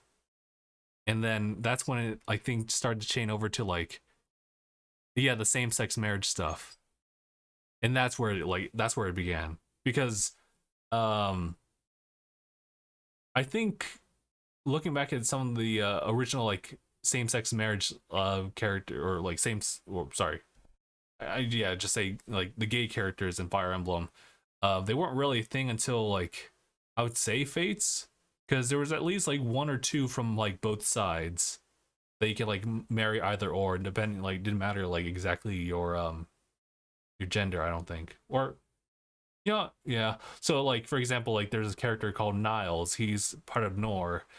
He's a retainer. And I think he is. I think he's bisexual, and that's just it. That's it. He has a personality. I don't think it specifically leans towards like stereotypes for like gay or like bisexuality. It just simply is his character. Um, yeah, I think that's the only way I can like possibly link it up to what we were just talking about, as far as like how these characters can be part of LGBT, and how well can they be written to be very organic, as you were saying.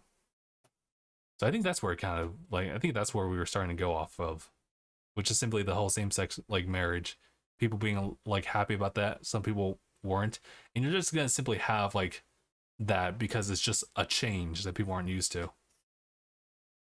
That's pretty much it. I'll see, Ibrahim, what were you saying? I was about to say same-sex marriage back in Kingdom Era, that will give you like a head chopped off. Well, actually, you know what? I'm not sure about that. I could also be wrong, because I was thinking like they're definitely showing it in shows these days, but I'm not. Can we really say for certain? There's obviously like that's a rabbit hole to go through, and I don't have any interest in jumping like further into that, because we haven't even talked about most of the other things we wanted to talk about. But because everything's by the Bible. Oh, okay, let's put a stopper right there. Let's not bring like religious ideals into this. This is not what I wanted to do for the podcast. All right, let's not bring that kind of stuff up. Let's keep this like a very open thing. Granted, if you do like go that way, that's totally fine, as long as you're openly accepting and respectful of other people's beliefs as well on the matter. Um, Shoot, the only issue I have about. I'm back. Sorry. Oh, okay. Going. But yeah, Abe, if we're being honest, this isn't me trying to say anything. I'm just saying this is a thing that currently does still happen. Same-sex marriage in the Middle East will still get you killed.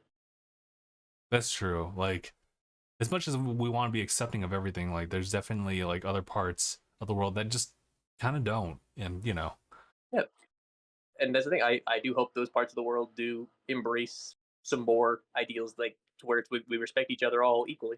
yeah. That's all I'm gonna say about that. Okay.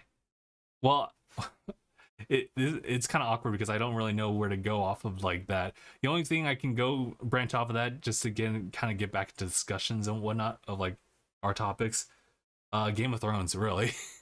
But I already talked about Game of Thrones. First episode was kind of, yeah, it was pretty dark, but I'm pretty sure that they might be representing like a world, and also that it is part of the author's like works, that is kind of accepting of that kind of stuff. Showed a lot of nudity. And I was like, whoa, nice. Whoa, whoa, nice. Legitimately, I don't remember the name of the guy. Like, again, I'm not really good with names here, but what was the guy's name? He was in Infinity War. He was the one who helped make the he made Stormbreaker. I don't remember the actor's name though. Peter Dinklage. Is that his name? Peter Dinklage, yes. Oh, you're right. Okay. He's the world's most famous little person. Like I know his face, but I just never like connect to his name, because I could have sworn he had a different name than that. But no, I guess it is Peter. He was in episode 1 of Game of Thrones, and it just showed him like his top half. He was drinking something. I thought he was like, oh, I guess he's just drinking, like he's midday drinking. No, he was slurping and he was receiving the slurp. And it took the woman's head to pop up. I was like, oh. oh. And you know, like she was naked, and it was like, oh, okay. They're just showing her back. They were showing her butt at the very least. So I was like, oh, okay. And then they panned over and they showed the boobs. I was like, wait, oh wait, I guess they do that. Oh yeah, that's right, they do that. Dude, I'm still mad that the Game of Thrones producers never went through with the they never went through with the Old Republic series. Well, what do you mean? They were supposed to do an Old Republic series. And wait, I'm so sorry. Like I could not quite grasp that word. What you were saying? That old what? They okay were supposed to do a old Republic.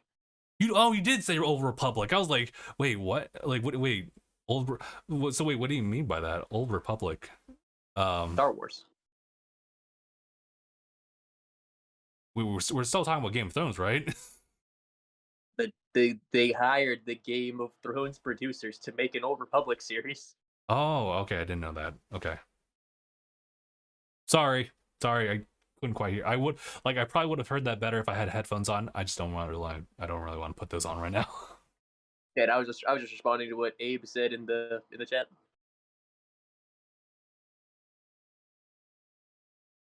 Stop it, Abraham! I swear to God.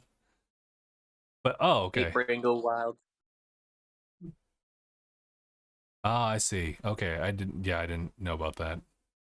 Yeah, I believe they canceled it. Well, I think Disney could do something about that. I think they will. Don't try them. They still had the what was the most recent thing they just did? The one that I laser focused away from. I need to currently watch Andor. I haven't watched Andor yet. Andor, that's what it was. I do need to check that out. Okay, got you. Yeah, I never really finished the first episode of Game of Thrones. I should finish that. I just that was just really bad timing because I was trying to do editing, and then this was when I just had that playing in the background. It didn't work out.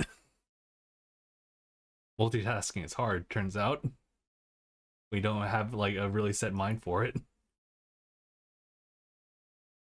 But speaking of other shows, actually, I did want to kind of jump into Spy Fams. I did want to talk about that a little bit because I love Bond. Okay, that's that's your immediate first impression. So yeah, the dog's name is Bond. This whole arc kind of revolves around introducing the Folger family to having a dog, and that would be Bond later on. Good boy. I just want to say there's crazy amount of production value being put into this season 2 or even second half of season 1 of Spy Family. If you go on just main accounts for Spy Family, you see that they are promoting the hell out of the second season, and rightfully so, actually, because the first part of this first season was such a hit. It was such a hit, so they recognize that, therefore they gotta go out with a banger, especially with this current season. Not that I know about it, but the fact is that when you watch that episode 13 of it, it just kind of plays just regularly like the rest of the show. I understand it's a new arc, but I don't know if when you read the actual manga for that they really had that idea that this was gonna blow up as well as it did, but they just kind of carried on a regular arc, if that makes any sense. They just wrote it normal, and it just so happens to be I'm pretty sure that was the original intention. Is just they were writing like a normal arc. Okay, yeah, that's what I was thinking about. But in contrast to that, the promotion for it has been like wild. Um, if you just look at the opening and endings for the current like season / half season, it's up there. Dude, all I had to see to know that they were putting in some good money into it was Yor setting that dude flying like a pinball.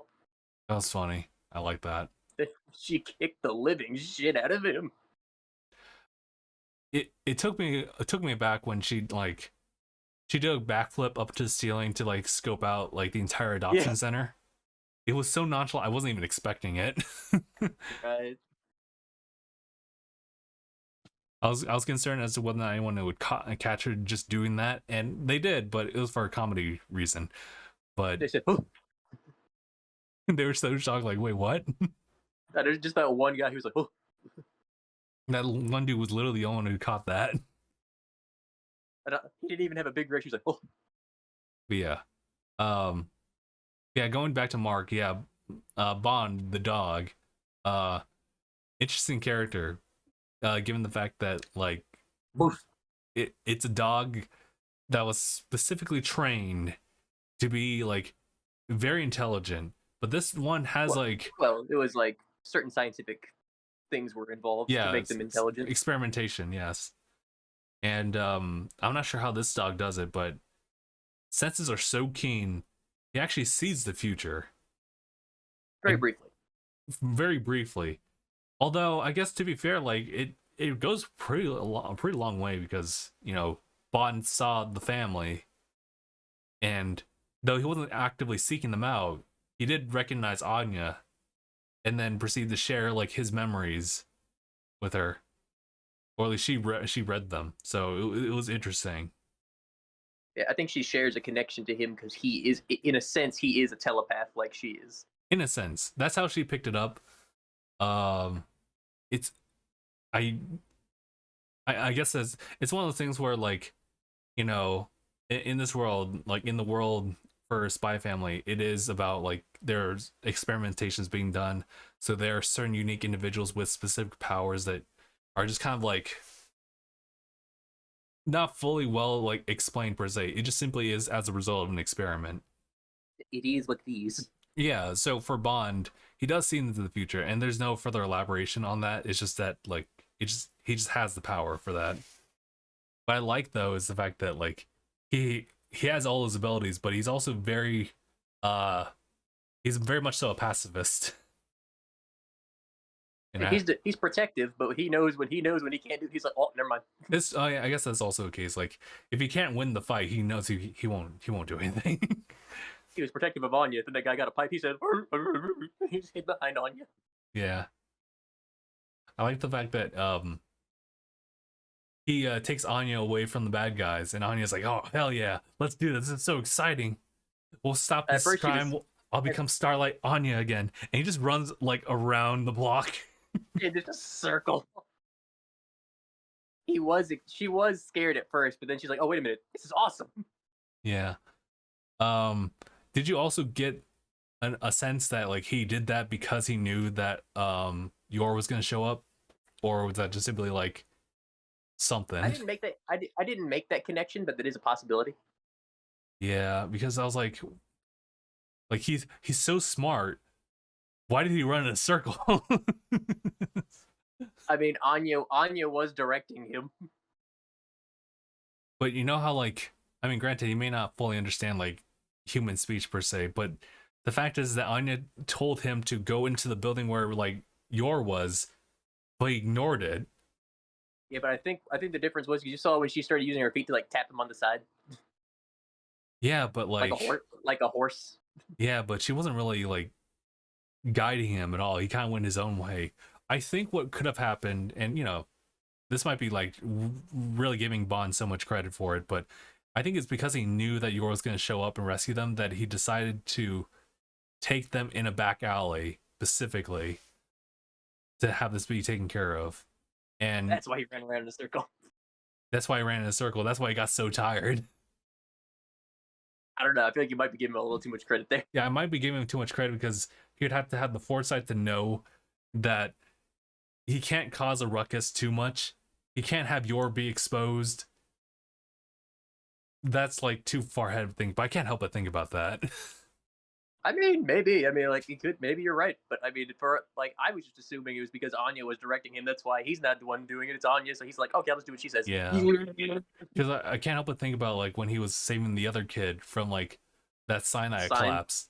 He knew, he saw that, and he was like, oh, this kid's gonna be there exactly when he falls, and he will get hurt or killed. I shall now run away from my like owners or my current people and pull them away. Captors. And then I'll return back. I think Bond's too smart. I just love his answers. Burf. Yeah, Bond's a good boy. He's got the bow tie. I was like, that's nice. I love the bow tie. He's Bond. James Bond. You know, you saw like that part like in the episode where like they go into like the pet shop for the first time. You just see that middle dog just like he assumes a stance. Dude, they were flexing under the glass. Yeah. I was like, they're fucking flexing. And I love Lloyd's like background. I was like, apparently this is actually like part of like the company. So these are actual dogs like with us. But they're all souls now. Yeah, this is the part of the agency, but this is actually where we get all these are war dogs. These war dogs, and look how swole they are. He's like, do you have anything a little cuter?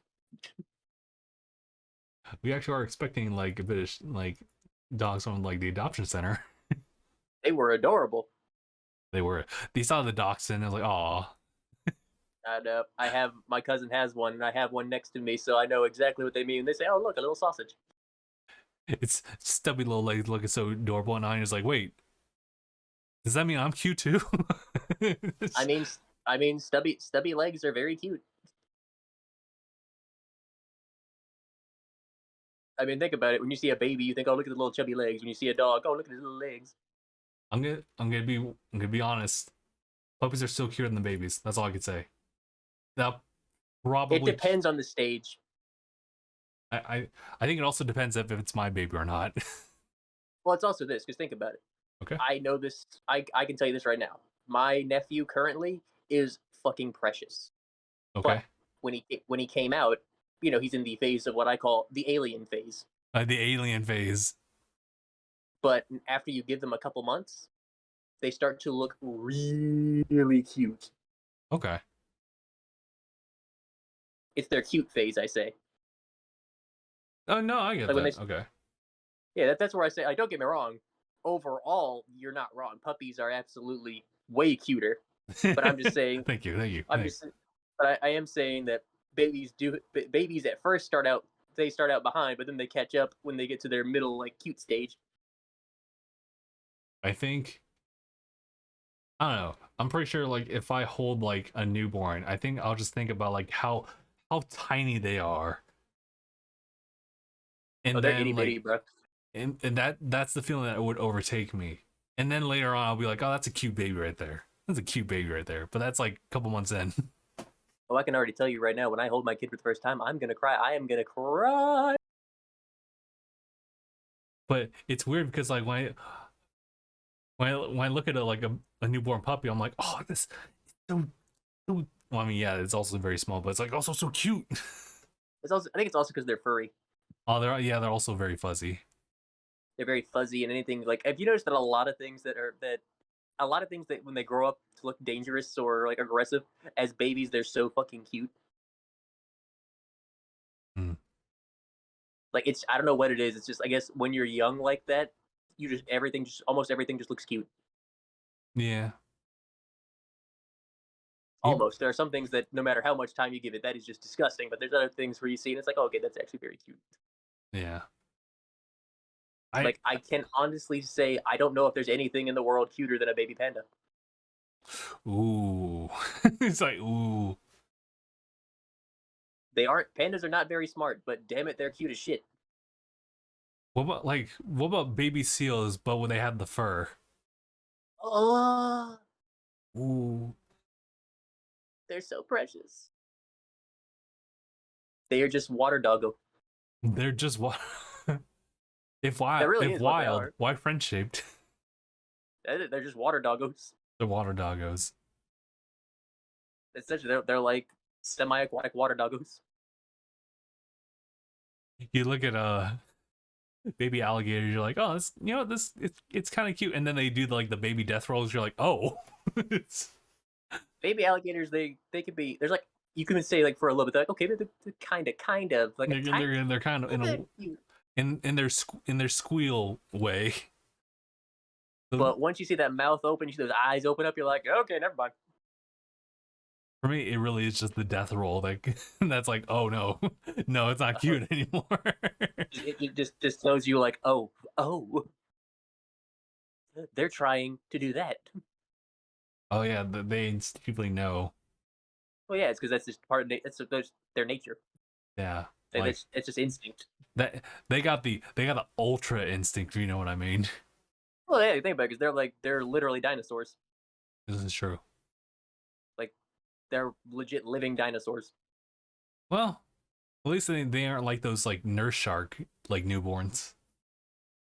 Nurse sharks generally are very, like, they're generally harmless. It's either that or like it's another shark breed, but in order to like save and secure like survival of one, they just instinctively know to be like, all right, am I the one who hatched? Perfect. It's just like there can be only one. Like literally only one. I was like, Jesus Christ. What if we were That's like like- that? That's like the Sith rule of two. Yeah, it is. The Sith rule It's like of two. only the strong survive. That's crazy. It's like selective. Oh, but Ibrahim, in regards to your nephew, it's gonna happen. It's gonna happen. But they'll end up okay. What's gonna happen? What's the worst second? Oh, I'm sorry. I'm not looking at the chat right now. I'm not looking at the chat right now. So I was like, wait, what's gonna happen? What did you say? Well, he's just saying like, nephew's a good boy, but please don't protect him from the internet. I don't want him to get corrupt by some people. And you know what? Yeah. I'm glad that I don't have a kid right now because I have no idea how I'd even like approach protecting that child, Oh, my nephew is the most pure-hearted, innocent, cute little thing, and I know he's gonna grow up and that's gonna change. But currently, just admire the innocence. It's like he's so precious. Well, I think it's about like how, I mean, obviously a nephew is kind of different from like having your own child. Yeah, my own son or daughter. In the sense of like, how do I raise this person not like to kind of be like you, the best version of you, and then greater than that. Instill your virtues and don't instill your negatives. Yeah, and and all the things that you've seen ugly out on the internet and just like out in public and all that, how do you protect them from that? This is not that type of discussion, but I feel like that's a communication thing with your child. I think so too. I think it comes down to just open conversation about it. Yeah, just talk to them. Yeah. I've thought about it too, about like how I raise them. Like I'm definitely not gonna raise them the way I was raised. That's for sure. It's hilarious that you say that because one of the guys from Just Kidding News, which channel that I watch, it was hilarious because one of the things that he said, his dad said he loves the way he and his wife, the teamwork they have where they take care of their kid. Mm-hmm. And his mom said, "Your dad said like he loves the teamwork between you two." He said, "Yeah, you want to know what my how I did that, where I got that from? I just did everything that you guys did, but the opposite." Ah, yeah. He said, "I just did the opposite of what you guys did with me." Mm. And I laughed my ass off. It's true. Like, dude, they were probably like, "You son of a bitch," but he's like, "It's true." Listen, you just praised it, so you can't. You can't. It's like, hey, sometimes even parents got to admit, yeah, I probably could have been a better parent. That is to say, though, I don't think any parent has like all the answers. They're just trying. Given like, and there's no shame in saying that. Yeah, you could have been a better parent, but it's not saying that we're not saying that you didn't try. It's just saying like maybe you could have done a better job. Mm-hmm.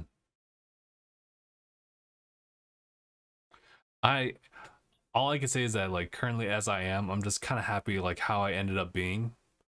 No matter like, Yeah, you know, I have friends that had to raise themselves, dude.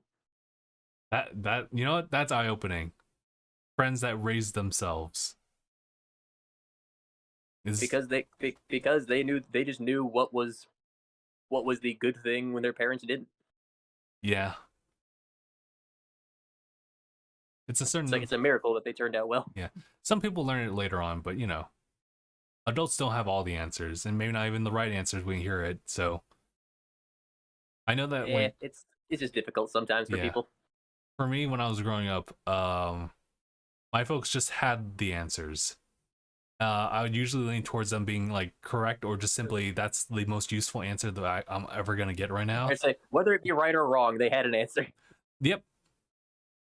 So Because I know your parents hit you with the classic. I know your dad at least hit you with that classic answer that no, I know so well as yeah, well. Cause I said so. this is true. Like, but here's yeah. So it was kind of a balance because like my mom wasn't the one who like was.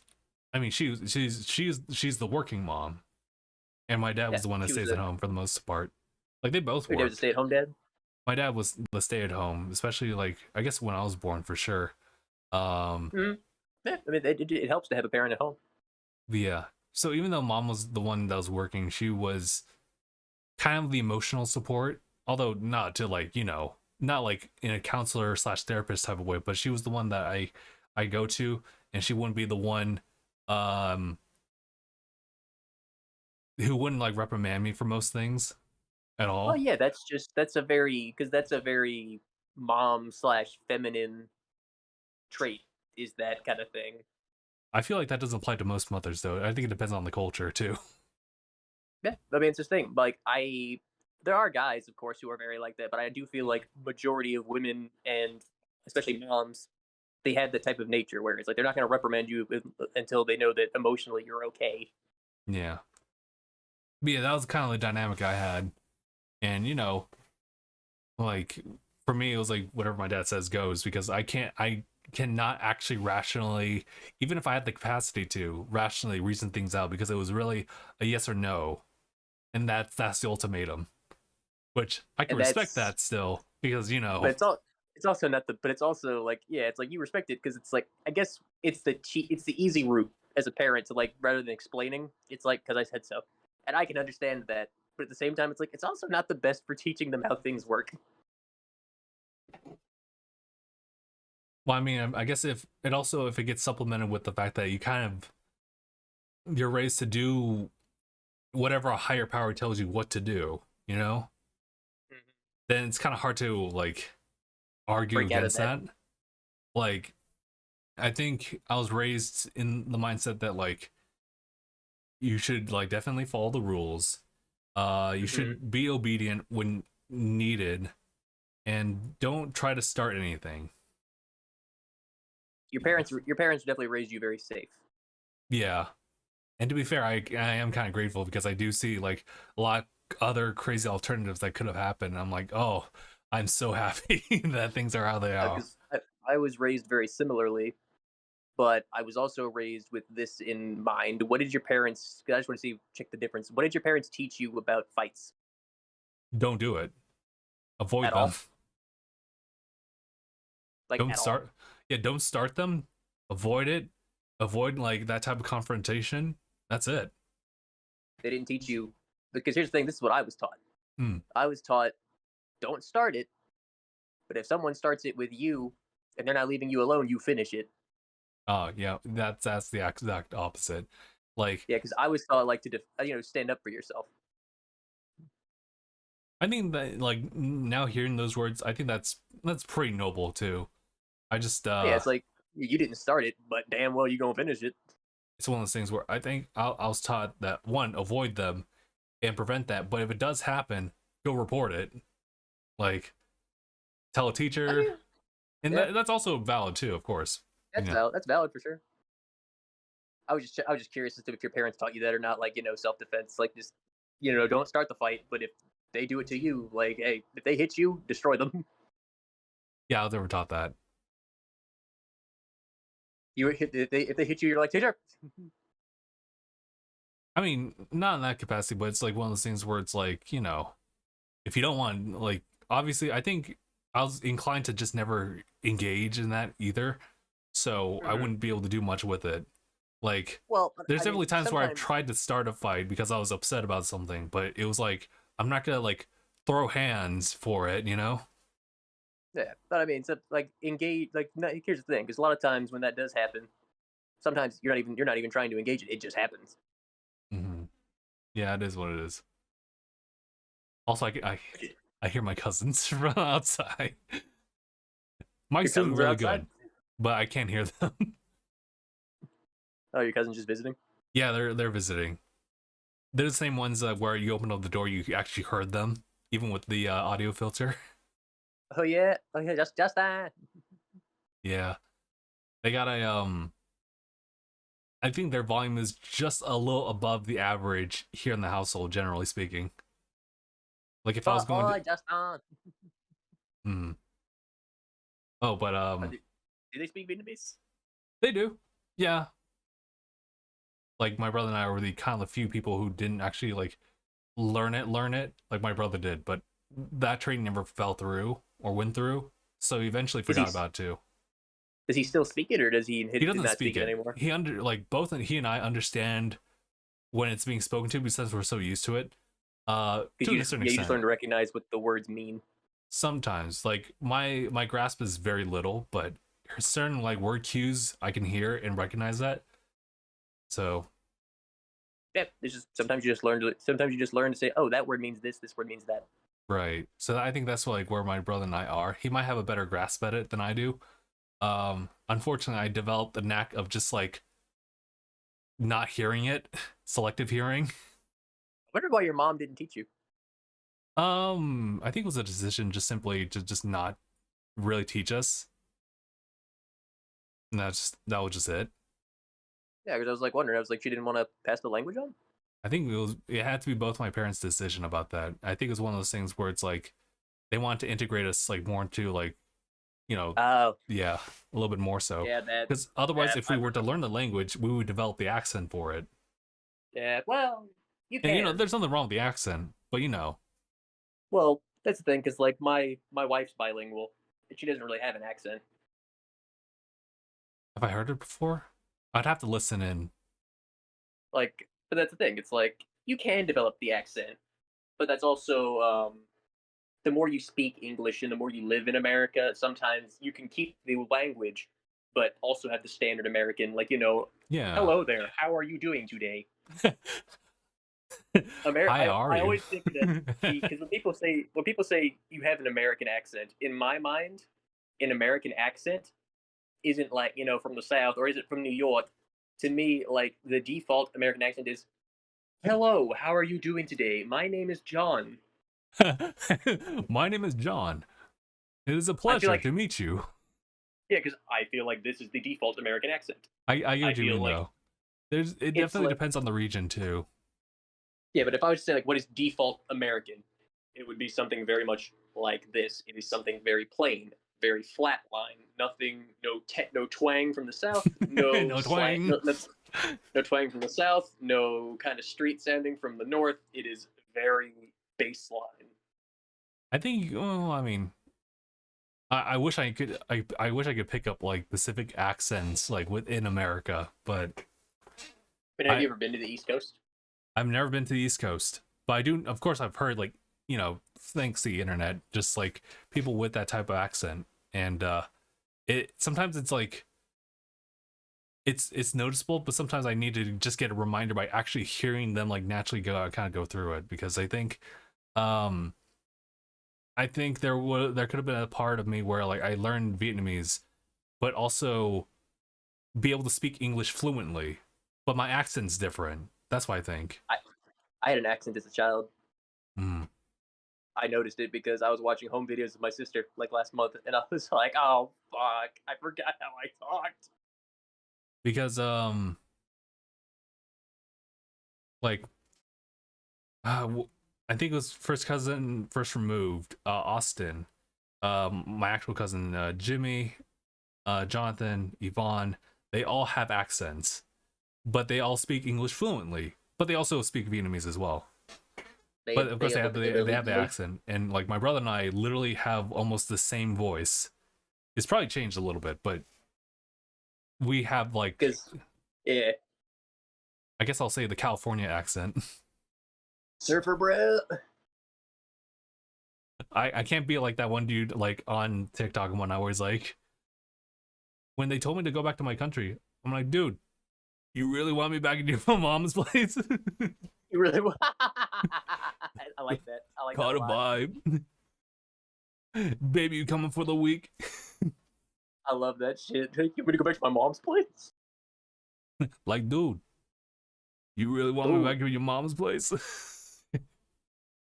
That's amazing. It's so funny. But like, no, like I know what you mean. Like, so they have a little bit of what you would say is the Vietnamese accent. Because Yeah. I know what a heavy Vietnamese accent sounds like. I don't know much about a slight one. Yeah. I mean, I would say check with your wife actually, because she might actually have like what my cousins have, which is like obviously a duality in languages, so bilingual, but she might carry like a Vietnamese accent still. There's nothing wrong with it, by the way, but you know. Like, you know what the Vietnamese sound like when someone tries to speak the English. Yeah. Like I think like on Jonathan and Vaughn's side, their mom is like heavy accented like Vietnamese. She can speak English, of course, but you know, it's a heavy like accent there. She also kind of talk like this. Yeah. I can hear it. Well, it's like it's not exact, but it's close. It's close, yeah. Like it's something where you recognize it and you kind of like tighten your throat a little bit just to see if you can like imagine you definitely got to do to sound Vietnamese, like the accent. It is very much in the throat. I guess. Yeah, I guess that helps with projection too. That's what I've noticed whenever I have to try to imitate it. A whole lot in the throat, man. Yeah, Ibrahim, I'm sure you actually do have an accent. It's just, you know, maybe not something you detect. I mean, if you speak, because I know he's from the Middle East, or at least his family is. So, but I don't know if he necessarily has, because if I think he speaks his whatever language it is. I'm not exactly sure, but if he does, I mean, you might. But the thing is, if you lived in America your whole life, you might not. Well, I think in America you also do have like that accent, but of course it's simply just you speaking. But any other person like outside would be like, you have the American accent or something like that. Yeah, because there are some people who move here having an accent, but they can still speak their language. But the more they've lived here, the more they just sound American. They just adopt the accent over time. Mm. That still happens with older people. Sometimes, like say people in their 20s or 30s, like they'll live in a place for so long that they just pick up on the local's accent. Yeah, I mean I think that's normal too. It's just adaptation. I would love to like learn how to speak like a certain accent, like even if it is just a Vietnamese accent, just kind of like develop that. Like an impression. Like an impression, yeah. Would it be the Vietnamese? Would it be a little bit Australian, mate? Would it be a wee bit of the Irish? I think Australian would be kind of cool, actually. Australia. Yeah, because like any person from Australia will always call it Australia, not Australia. They call it Australia. All right. I gotta learn it. Okay. I did want to talk about this since it's kind of the header of like the entire podcast. I headed it was like Spy Family returns, but Stadia won't in 2023. In parentheses. On my birthday too. Stadia is going down, and I gotta say, like, even if I don't like subscribe to it like actively, I gotta say rest in peace, because it really did just push like that idea of like cloud gaming. So it does have a place. I think I think it did belong in a certain way, or at least it paved the way towards cloud gaming in general. Now, it definitely started it all. Considering, you know, the path I've taken as far as like physical preservation, I can't say I fully get behind it, but I can understand as far as gaming accessibility, I think it totally has a place too.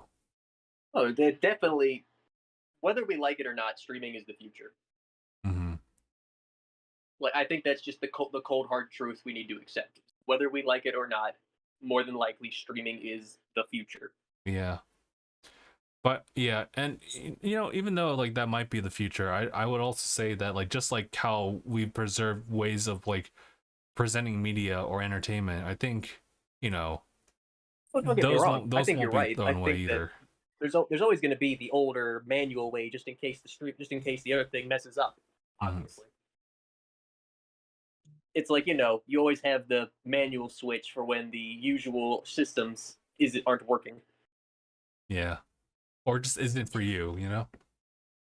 Yeah, and that's why it's just like they'll probably end up that way. But it's like it could also go a different way. To whereas it might be a combination of both. It might be a choice, of course. Yeah. And to that, you know, like I think Google had the right stuff. They had like even the proper technology for it because I feel like out of all the means of like cloud gaming, I felt like Google, just because it just had the technology behind it, could kind of keep up with like a little bit low latency, almost instantaneously, none at all. Um, Because you tried it. right, I did try it. Like hardline, it was perfect. Um, Wi-Fi, it was kind of okay. Like it was almost there, but when a lot of stuff kind of like came to the forefront as far as action, I felt like I was losing a little bit of latency that way. Otherwise, though, if you hardline it, then you shouldn't have too much problems.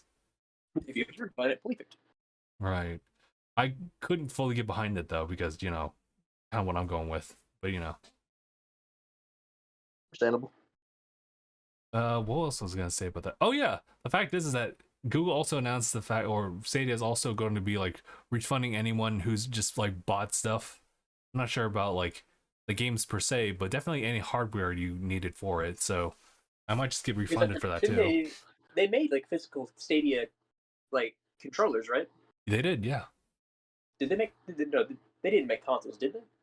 The only quote unquote console is just like one of those sticks, the like the Chromecast and whatnot, Just the Chromecasts. right? Because Just that because would, I don't think they ever made like a physical box. but yeah, no, they never made like a physical console type of thing. Because Yeah, I it's just the controllers and the Chromecast. right, because essentially all you really needed to do was just have something that could boot up like Stadia, whether it be like something from your computer or you just plug in like the Chromecast to a TV that doesn't have it. So Yeah, basically anything that has a monitor and accepts Google Chrome. mhm. Really cool, but you know, I Yeah, think it's honestly that's the thing. Xbox is trying. Xbox is do. I think Xbox is taking it in the best direction I think so too. In the fact in that they're terms of accessibility. yeah they're because like technology is getting smarter, so they're integrating a lot more Game Pass stuff into current Samsung TVs, for example. Yeah. Um, Whereas you won't even need a console. right, and I think that's super cool. You still need the subscription, but you know, I think we'll get to a point where like, um, you know, data will just be going by like really quickly, so it will almost be like so low lanes that you won't even worry about it. It's like the whole thing with like wireless controllers too. So, And like it makes sense that you still need a subscription because obviously you still need the service. mm-hmm. It's not like this is a free Xbox and a TV. No, that's not how this works. But yeah, actually, speaking about that, I talked about it before because I really wanted to talk about like this whole situation where you had like cloud gaming only like type of things. So last time I talked about like Logitech collaborating with Xbox and Microsoft and other works to kind of create like a cloud gaming specific handheld. And at the time, I told everyone that like, oh, it's MSRP is actually 350. Pre-orders are having a special deal where it's going to be 300. Well, they actually just lowered it even more so, which is take it as you will. It's currently $250, and I think that was immediately after Razer announced them having a cloud gaming handheld. It's kind of the exact same thing as Logitech's thing, except they have like an OLED screen and 5G. So that might OLED be screen. like OLED. So, but they also have Nintendo's 5G, not gonna so be happy about that. that might actually be in the right direction too. You know. What's the difference? What's the difference with the OLED with the Switch OLED edition? It has a OLED Screen. It has an OLED screen. That's it? Yeah. Oh, Yeah. wait. And it's got an Ethernet port. No, wait, hold on. It plays things natively. Really? Well, just the Android games. God, that's not what we're asking. And it has an Ethernet port. But you already sold us the extension. Well, now if you don't have one, you don't even gotta get the extension. I'll keep my eyes out for it because I think it's worth just kind of tracking like how cloud gaming could like really like work. Clearly it can, but you know, there's still some like Still fucking bugs to hates it. it. I mean, Switch even does like cloud gaming stuff as well. Granted, we're not subscribing to that quite, but you know. Oh, Phil fucking hates it. Yeah, because like kind of like how he got me, like it convinced me into like the whole like physical gaming model or preservation model. Like this completely goes against that for him. He does not subscribe. He's not against people doing cloud. He just thinks that making it the only option is ridiculous. Which is fair. Yeah, I still kind of agree with him to that extent, but you know, I think it's fair what he's saying. I think there's just like it's interesting for me because I had to really kind of see it and believe it, but also, you know, what like fully pushed me into like doing physical from going forward was the fact that like there was an additional value to having like a physical copy than just simply owning it. There's something about like the memories attached to them as well, like these physical The objects. Sentimental value. Yeah, there's sentimental value to them, and that's pretty valid too. So that's kind of what like pushed me towards doing that too. I forget what else I was gonna say about that matter, but yeah, for Phil, yeah, we know how he like is about that. He is very passionate about that. Mm-hmm. And I get it too because like I've been to his room like or his gaming area like several times now, and it's just like there's like a story for every single one of them, and could like imagine like all that just gone or just not to exist any further than that. Absolutely like, heartbreaking. Yeah, I think he'd be a changed man. He just his energy would be so his vibe would be so different. He wouldn't be in motion. He would be motion man. He would just be man 5'4". He'd be stationary man. Motion man 54. He'd be stationary man 54. Stationary man 54. Point one. Point one. Yeah, no, I think it's just an interesting thing to talk about because you know I personally think the greatest thing about cloud gaming is just the accessibility of it for a lot of people, but I also understand that like It's there's also a lot other more people. cost effective for some people. Yeah, but yeah, that's what I wanted to bring up. I'm gonna keep my eyes out for it. But there was one other thing I wanted to talk about real quick. I know that Pokemon had some stuff showing up this past week. Anyone familiar with Wiglet? I am. So Wiglet is not Diglett, but it looks like Diglett, but it acts like Kezu. Well, I still think Loxton and Noggin probably had the best description. What was that description again? Convergent evolution. Hmm. Which is a real life concept, whereas a certain animal will have two animals that are different will have a common ancestor. That common ancestor, they both branch different evolutionary paths. Okay. You know, I think that's fair. Like, it's like a step further than you know the regional variants. Yeah, it's more like a cousin, a sorts. Yeah, and you know that is actually like a legitimate thing. It's why you can kind of link other species together. Yeah, like take for example like Sharpedo and Garchomp. That's been a long time fan theory, and you can see it. You can kind of see it, yeah. One of them is of the sea, and the other one's a land shark. Yeah, I mean they're the exact same color, exact same shape. The other one just gets feet. Yeah, one just grows feet, which could be considered a convergent species. Mm-hmm. So I mean, I kind of like that idea. I think that does open up the gates for other possible ideas. Wiglet's it's a water type. It's known as a water eel. It's like a garden eel. Yeah, it's a certain type of animal that's in the Iberian Peninsula. Yeah, that's gonna be interesting. I wonder, like, one, what the stats are, and two, like, if it has any evolutions beyond that. Probably does. But I wonder what that's gonna be. Is it gonna be Kezu? Ew. Yeah. Hydro kids, Hydro wives. If anyone knows what Kezu is, they know why I say ew. I'm immediately named this Wiglet Keslet. Ew. Gross, but accurate. Gross, but very accurate. Other bit of Pokemon news was actually the fact that Ed Sheeran's song with Pokemon has dropped. What was it called? Celestial? And it's actually like pretty well animated too. Is it good? From what I heard, yeah, it does sound really good. I know that there's some people who don't really like Ed Sheeran, I get that, but I don't know. I think it fits pretty well given it's Pokemon. If it fits and it's good, I don't see the issue. Yeah. My only gripe is that in the animation for it, they had Ed Sheeran offed off like they did with Ash in the first movie. F.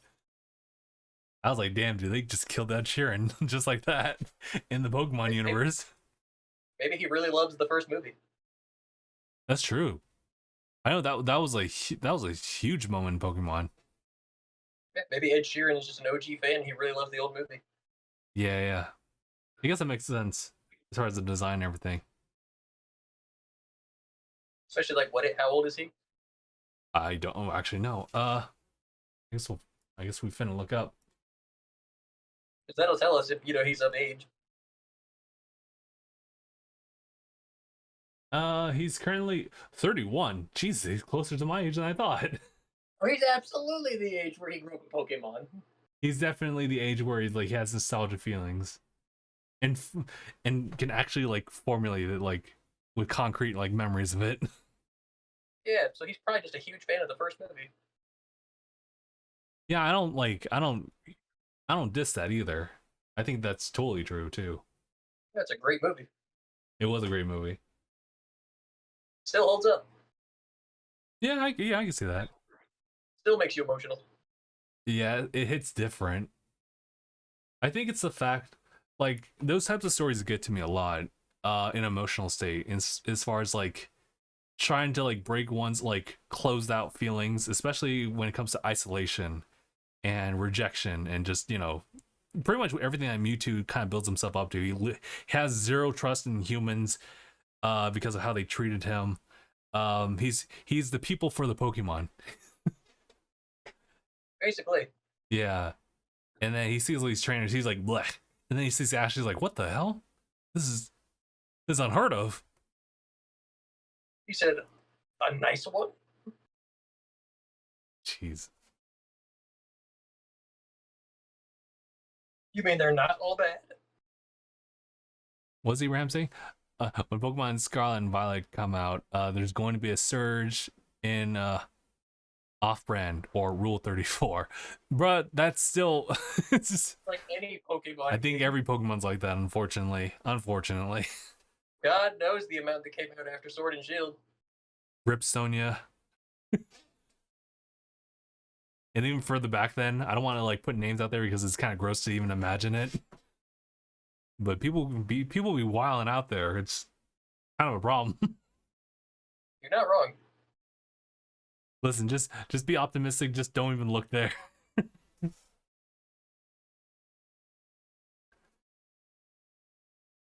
Rip the female protagonist. Exactly. Yeah. It is what it is. Big F. Big Fs.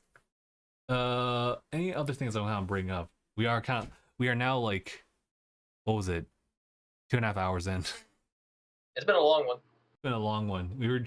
We definitely kind of like off rail to like other things I didn't even like bring up, but I think that's some deeper and serious topics. We talked about some serious topics.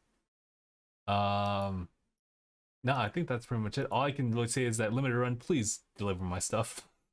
Please. But I think this conversation, as much as like I don't talk about it because I know it's one of those things where it's like everyone would be appalled to see like this backlog being as huge as it is. I definitely heard it because I didn't know how big it had gotten. Yeah, like I know it's one of those problems, but I didn't have a solution. But I think I might have one. But it requires like it probably would require a whole new channel. Otherwise, I have to really just find time off camera to really do all this. Truly. Yeah. But I mean, like, is anyone really interested in that kind of stuff too? Because I mean, I like a kind of a variety of stuff for sure. Survey says. I don't think we really need a survey on this one. I just need a show of text or vocal responses on that. Yay or nay? Yay. Okay. Because we're talking about like RPGs, we're talking about like action adventure, we're talking about like obviously RPGs also involved there too. It'd be like a bunch of games that are just kind of like out there. I'd probably like maybe do a little bit of YouTube streaming on that. Maybe. Kingdom Hearts, bruh.